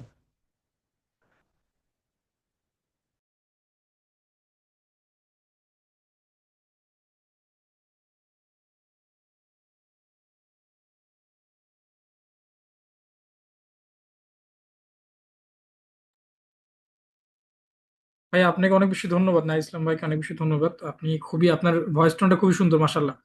আপনার যে ভয়েস টোনটা আছে, ভয়েস টোনটা রাখতে পারলে বিজনেসটা অনেক ভালো করতে পারবেন আশা করছি। যে ভোকালটা আপনার মধ্যে আছে, এটা কাজে লাগালে আশা করছি অনেক ভালো করবেন। আমরা আরেকজনের কথা শুনি, মেসেজ করছিল মেহেদী হাসান মিরাজ ভাই, ওনার কথা শুনি, এর মধ্যে আমাদের সাথে স্যার হয়তো বা আনমিউট করে কথা বলবেন। মিরাজ ভাই। জি, ধন্যবাদ স্যার আমাকে কথা বলার সুযোগ করে দেওয়ার জন্য। এই জায়গায় প্রত্যেকটা বিষয় আমার জায়গা থেকে বুঝতে পারছি। একটা কোশ্চেন ছিল আমার, প্রত্যেকটা ব্যক্তি আসে তাদের ফ্যামিলি কিছু মানে ব্যাকগ্রাউন্ড এবং কালচারের দিক থেকে, এবং আমরা তো এই জায়গায় আছি, তাহলে আমরা কিন্তু প্রত্যেকটা এইচও কে বুঝাই যে তাদের জায়গা থেকে কেন সেল করতে হবে এবং কি কি প্রক্রিয়া এবং কোন কোন কাজ করলে তারা সেলসটা বেটার ভাবে করতে পারবে। তো এখন স্যার এই জায়গায় একটা বিষয় হয় যে ফ্যামিলির একটা কালচার থাকে আর কি। ইভেন এই জায়গার একটা কালচার, যেমন আমরা কত সুন্দর করে সবকিছু করি। আমার এই জায়গায় কোশ্চেনটা হচ্ছে, তারা আমাদের সাথে কাজ করতেছে, এইটা কি কোনো রকম ভাবে ফ্যামিলির যে ব্যাকগ্রাউন্ড এবং কালচার আছে, অনেক সময় কি এইটা পরিণত হয় মানে এমন ভাবে করে বিষয় বুঝাই যে তার বাবা যদি একটু অলস টাইপের হয়, অথবা তার বাবা কোনো কিছু করে না, কোন দিক থেকে অলস, সেজন্যই কি এই কালচারটা তার ছেলের ভিতরে তো যতটুকুই থাক না কেন, এইটা কি কাজের প্রতি কতটা পরিমাণ ইনফেক্ট কাজ করবে? আমার স্যারের কাছে এই কোশ্চেনটা ছিল। ঠিক আছে ভাই, স্যার তো আসলে এখনো হয়তোবা নেটওয়ার্ক ইস্যু হয়েছে। স্যারকে আমি আপনার প্রশ্নটা আমরা আবার জানাবো, স্যার জয়েন করলে। আপনার প্রশ্নটা ভালো, স্যারের কাছ থেকে উত্তরটা নিব ইনশাল্লাহ। ঠিক আছে। হুম। আর হচ্ছে আমরা একটু অনুভূতি শুনতে চাই। আমি কি ট্রেনিং করছিলাম, তো আমরা নাইট ভাইয়ের কাছ থেকে শুনছিলাম যে তিনি আসলে অ্যাক্টিভ এসও এবং হচ্ছে নতুন এসওদের কেয়ারের জায়গাটা উনি বেশি ফোকাস করছে আর কি। এর জায়গাতেও এই ট্রেনিং পর্যন্ত অন্যরা কেউ কিছু শেয়ার করছেন কিনা, মানে কেউ কিছু নোট করতে পেরেছেন কিনা? অনেকে হাত তুলেছেন। আশরাফুল ইসলাম রাইজিং স্টার ভাই আছেন, আপনি যদি পারমিট করে বলতেন আর কি, কি বুঝলেন জি, কথা। আসসালামু আলাইকুম ভাইয়া। আমার জায়গা থেকে যদি বলি, আমি বর্তমানে এজ এ অ্যাসোসিয়েট হিসেবে কাজ করতেছি কিন্তু এই সেক্টরে প্রায় 2 বছর যাবত কাজ করছি। কিন্তু আমার জায়গা থেকে মানে এই ট্রেনিংটা আমার জন্য মনে হচ্ছে যে প্রথমবার আমি অনেক ভালো কিছু শিখতেছি, যেটা আমার মানে এই 2 বছরের ক্যারিয়ারে আমি কতটুকু বিজনেস করছি কিনা সেটা আমি জানি না। বাট আজকের দিনে আমি যতটুকু আমাদের এমডি স্যার থেকে পাইলাম, ইনশাল্লাহ আমার ব্যবসা এই মাসে মানে গ্রো হবে, মানে হবে, মানে হবে। কারণ আমার জায়গা থেকে মানে স্যার যে বিষয়গুলো বললো আমার কাছে ফিল হয়েছে যে এই বিষয়গুলো আমার খুব খুব বেশি প্রয়োজন ছিল। যেমন আমার জায়গা থেকে যারা আমার মানে হচ্ছে নিউ এসও বা নিউ বর্ন বেবি যাদেরকে বলা হয়, তাদেরকে কিভাবে মানে 3 মাসের যেই মানে হচ্ছে টাইমের মধ্যে তাদেরকে কি কি করতে হবে, বা হচ্ছে আমাদের জায়গা থেকে যারা অ্যাক্টিভ এসো, যারা হচ্ছে মানে এই 3 মাস ব্যতীত মানে 3 মাস পার করার পরে তারা কিভাবে তাদের সাথে কিভাবে আমাদের ট্রিট করতে হবে, বা তাদের সাথে আসলে কিভাবে আমাদের বিজনেস রিলেটেড প্রশিক্ষণ বা আমাদের বিজনেস রিলেটেড তাদের সাথে কি আলোচনা করতে হবে, এই বিষয়টা মানে আমার কাছে সবচেয়ে বেশি ভালো লাগছে। এবং মানে যদি বলি যেটা স্যার বললো যে ইনঅ্যাক্টিভ অ্যাসো, যেমন এই মানে 2 বছরের ক্যারিয়ারে হয়তো বা অনেক ইনঅ্যাক্টিভ অ্যাসো আছে, তাদের সাথে আসলে এখন বর্তমানে কিভাবে তাদের সাথে কমিউনিকেশন করতে পারি বা তাদের সাথে আসলে নতুন কি আলোচনা করা যায়, এটা আমি স্যারের থেকে জানলাম। এবং আমার কাছে যতটুকু মানে ফিল হচ্ছে আমি অনেক বেশি কনফিডেন্ট। এই আলোচনার পরে আমার কাছে আর মনে হয় না যে আমার মানে ব্যবসাকে ঠেকাইতে পারবে একমাত্র আমার সৃষ্টিকর্তা ছাড়া।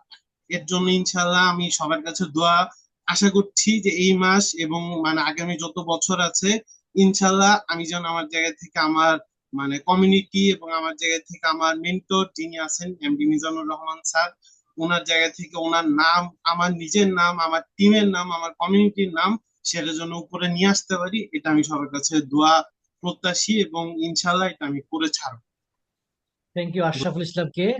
থ্যাংক ইউ, ধৈর্য ধরে ছিলেন আপনারা। কথাগুলো শুনে ভালো লাগতেছে। যদিও অনলাইনে কিন্তু কানেক্ট হওয়া একটু টাফ, বাট আমার কাছে মনে হচ্ছে যে আপনাদের আলোচনা শুনে আপনারা কানেক্টেড ছিলেন।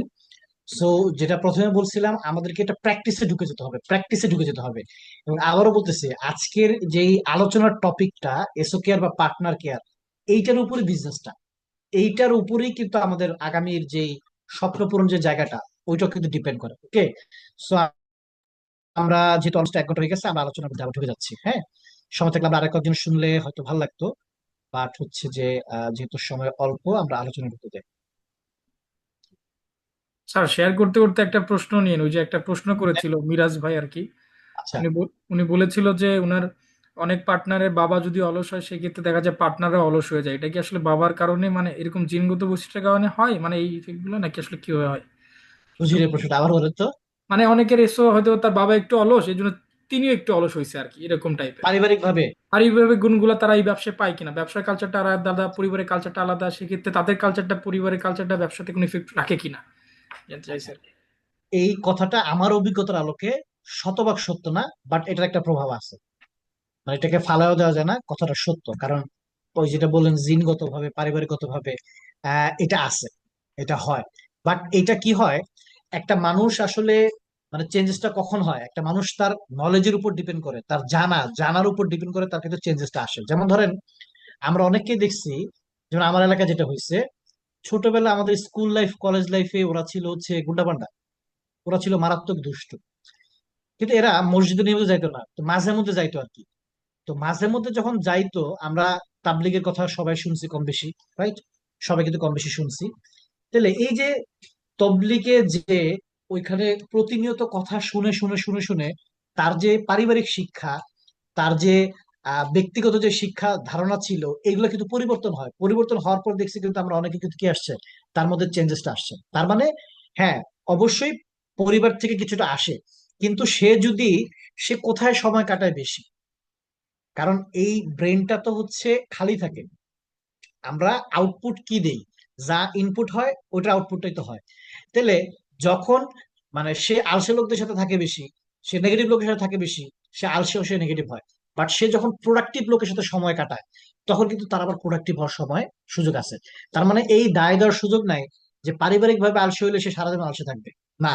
তাহলে সে যদি আলসেমিও বাদ দিয়ে যারা অ্যাক্টিভ, যারা প্রোঅ্যাক্টিভ, যারা ভালো পারফর্মার, হ্যাঁ, তাদের সাথে সময় কাটায়, আস্তে আস্তে তার মধ্যে ওই অভ্যাসটা কি হবে আপনি খেয়াল করে দেখেন। আপনারও সব অভ্যাস, আমারও সব অভ্যাস কিন্তু ছিল না, আমাদের অভ্যাসে কিন্তু পরিবর্তন হয়। হ্যাবিটের কিন্তু কি হয়, পরিবর্তন কিন্তু হয়। সো এটা হচ্ছে সঙ্গ দোষে লোহা ভাসে। সঙ্গ চেঞ্জ করতে হবে, তাহলে হচ্ছে কি ওই সঙ্গ অনুযায়ী কিন্তু আমাদের ইয়াটা চেঞ্জ হবে আর কি। ক্লিয়ার? জি বস, যিনি আশা প্রশ্ন, করছি উনি উত্তরটা পেয়েছে আর কি। ওকে, থ্যাংক ইউ ভেরি মাচ। তাইলে আমি আমার আলোচনার দিকে যাই।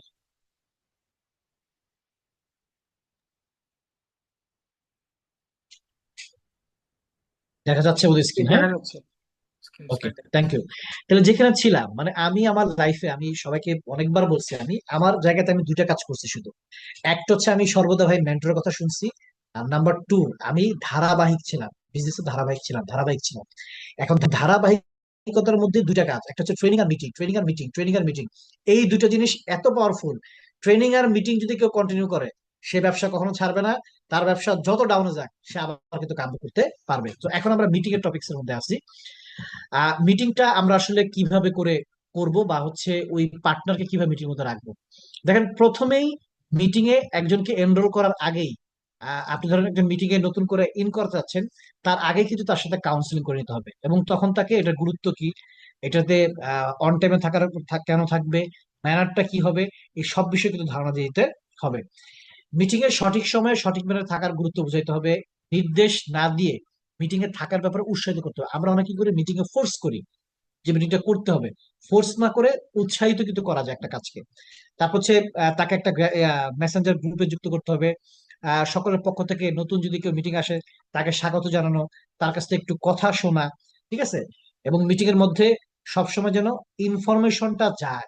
আমরা অনেকে মিটিং করাই, কিন্তু ইনফরমেশন সবার মধ্যে কিন্তু কিনা হয়, পাস হয় না কিন্তু। আবার ভালো একটা মিটিং করাতে চাইলে, ধরেন আপনি গ্রুপে দিছেন যে আগামীকাল অমুক সময় মিটিং, কিন্তু আমরা আগে যেটা করতাম, আগে তো আমাদের ফিজিক্যাল মিটিং ছাড়া মিটিং হতো না। এখন তো মেসেঞ্জার গ্রুপে নক দিয়ে গেলে সবাই জেনে যাচ্ছে। সবাইকে আমরা ফোন কল করতাম। সো যারা আপনার টিম পার্টনারে যদি ফ্রুটফুল মিটিং করাতে চান, আমাদের উচিত প্রত্যেকটা মিটিং অ্যানাউন্সমেন্ট করার পাশাপাশি মিটিং এর আগে আবার কি করা, একটু কল করা। এই কল করলে যেটা হবে, আবার রিলেশনশিপটা কি হয়, স্ট্রং হয়। সে পুনরায় জানতে পারে, এবং তার যদি কোনো মানে দুর্বলতা থাকতো যে সে আসতে না চাইতো, আপনার কলের মাধ্যমে কিন্তু সে আবার কি যাবে, আসতে চাবে। তারপর হচ্ছে মিটিং এ না আসলে রাগ না করে সুন্দরভাবে না আসার কারণ জেনে মিটিং এর প্রয়োজনীয় ইনফরমেশন প্রদান করতে হবে।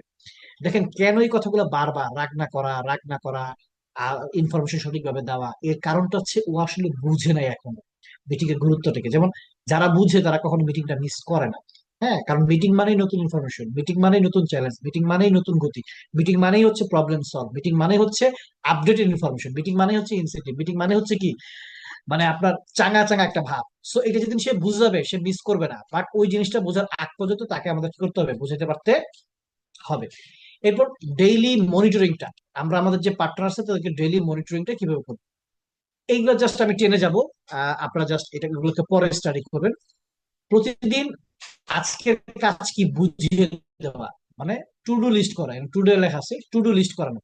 আজকের কাজ সম্পন্ন করতে যদি কোনো সহযোগিতা লাগে, আমরা সবাই যেটা করি, আমরা অনেক ক্ষেত্রেই আমরা শুধু কাজটা দিয়ে ছেড়ে দিই। না, কাজটা দিয়ে ছেড়ে দেওয়া যাবে না। যেমন আমরা বাচ্চাদেরকে কি করি, আমরা বলে দিই না এইভাবে হাঁটতে হয়, আমরা ধরে ধরে হাঁটাই।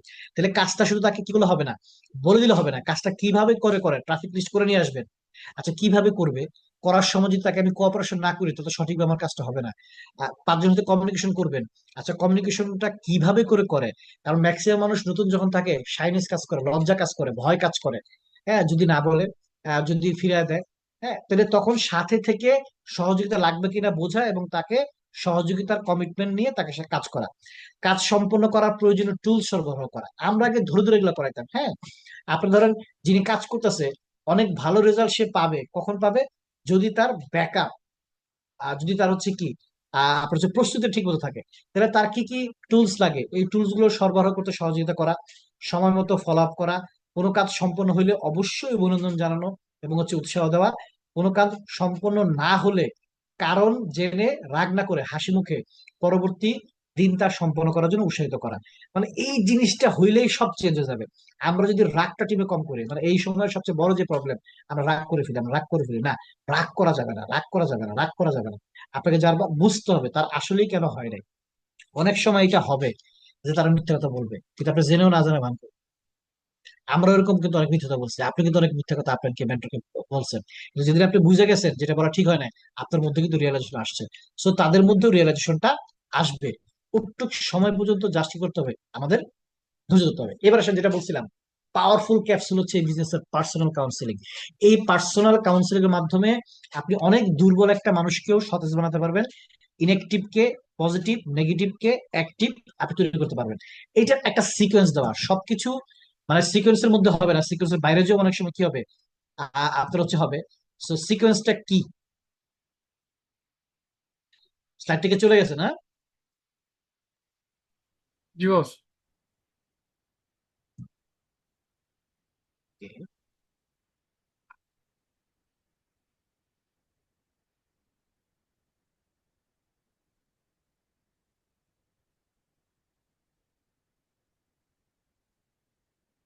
এখন কি দেখা যায়? পার্সোনাল কাউন্সিলিং স্লাইডটা দেখা যাচ্ছে। পার্সোনাল কাউন্সিলিং কমিউনিকেশন টেনে। ছোট করে দেখা যাচ্ছে না?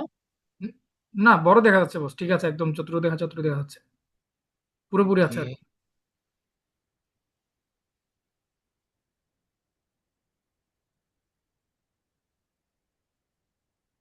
ওকে। পার্সোনাল কাউন্সিলিং এর প্রথম বিষয় হচ্ছে কমিউনিকেশন। এটা একটা সিকোয়েন্স দেওয়া। প্রথম বিষয় হচ্ছে কমিউনিকেশন। প্রথমেই আমরা যেটা করি, অনেকে নেগেটিভ হইলে এই কি অবস্থা, কেমন কি বলেন, এটা হয়েছে কেন, ওটা হয়েছে কেন, বা আমরা একটা ডিফারেন্ট অ্যাপ্রোচ করি না। প্রথমে তার কমিউনিকেশন মানে হচ্ছে এখানে তার খোঁজ খবর নেওয়া, তার সাথে একটু কানেকশন, মানে নতুন করে কানেক্টেড হওয়া, তার ব্যক্তিগত পারিবারিক ইয়ার ব্যাপারটা এইগুলো জেনে তারপরে তার চ্যালেঞ্জটা কি, মানে কেন সে পারফরমেন্স করতে পারতেছে না, অথবা কেন সে ইনএক্টিভ হইলো, অথবা কেন সে নেগেটিভ হইলো। এই টোটাল বিষয়গুলো হচ্ছে অ্যানালাইসিস করে বের করতে হবে। তাহলে প্রথম কাজ হচ্ছে কমিউনিকেশন।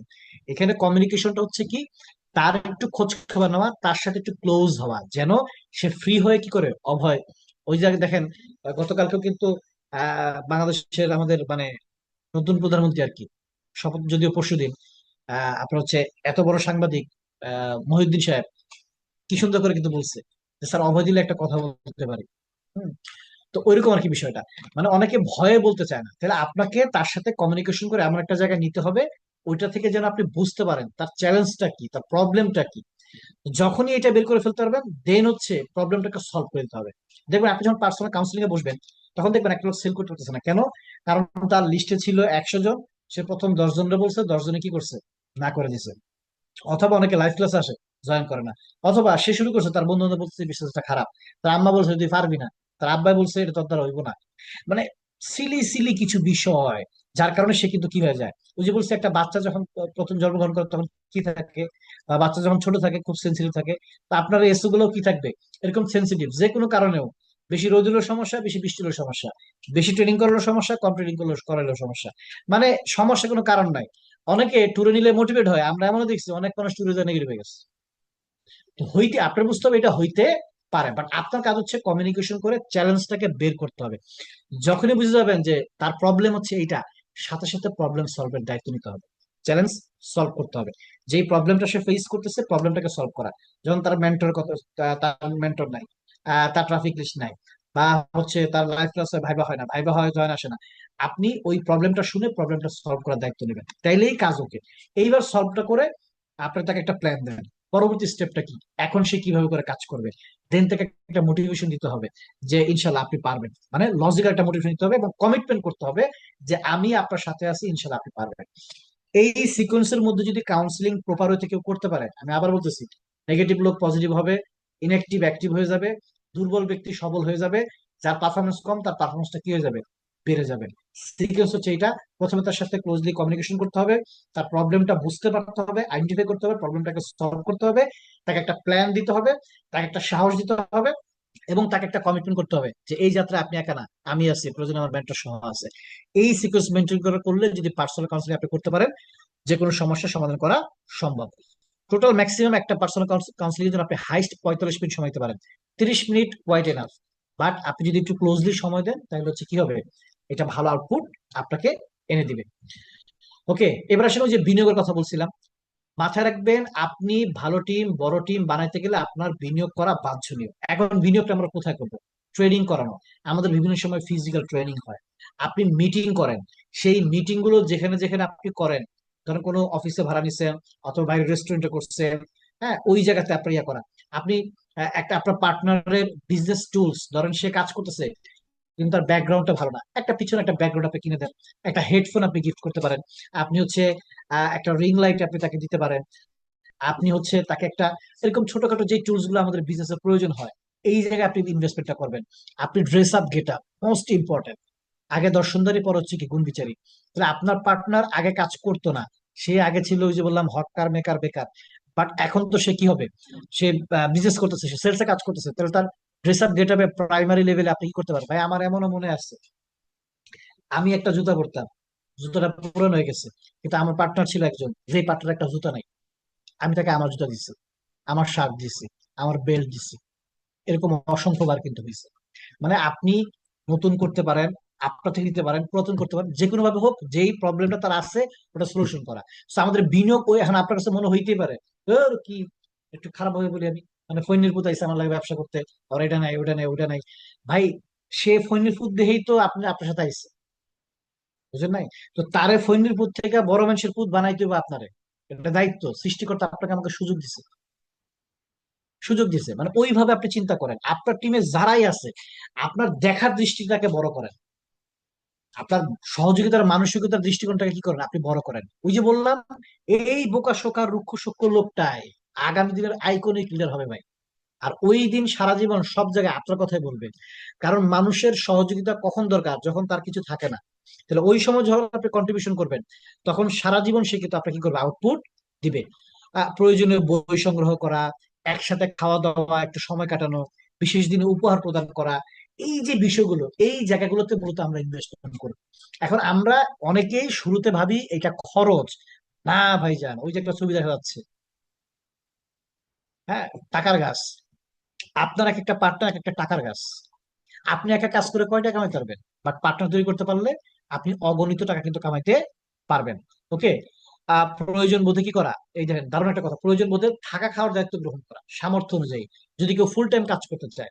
ভাই এগুলো আমরা সবগুলো বিষয় আমরা করছি, অসংখ্য ছেলে মেয়ে, মানে এখনো আমাদের ঢাকাতে অনেকগুলো লিডার আছে যারা দেখবেন ঢাকা কিন্তু কি করতেছে, থাকতেছে।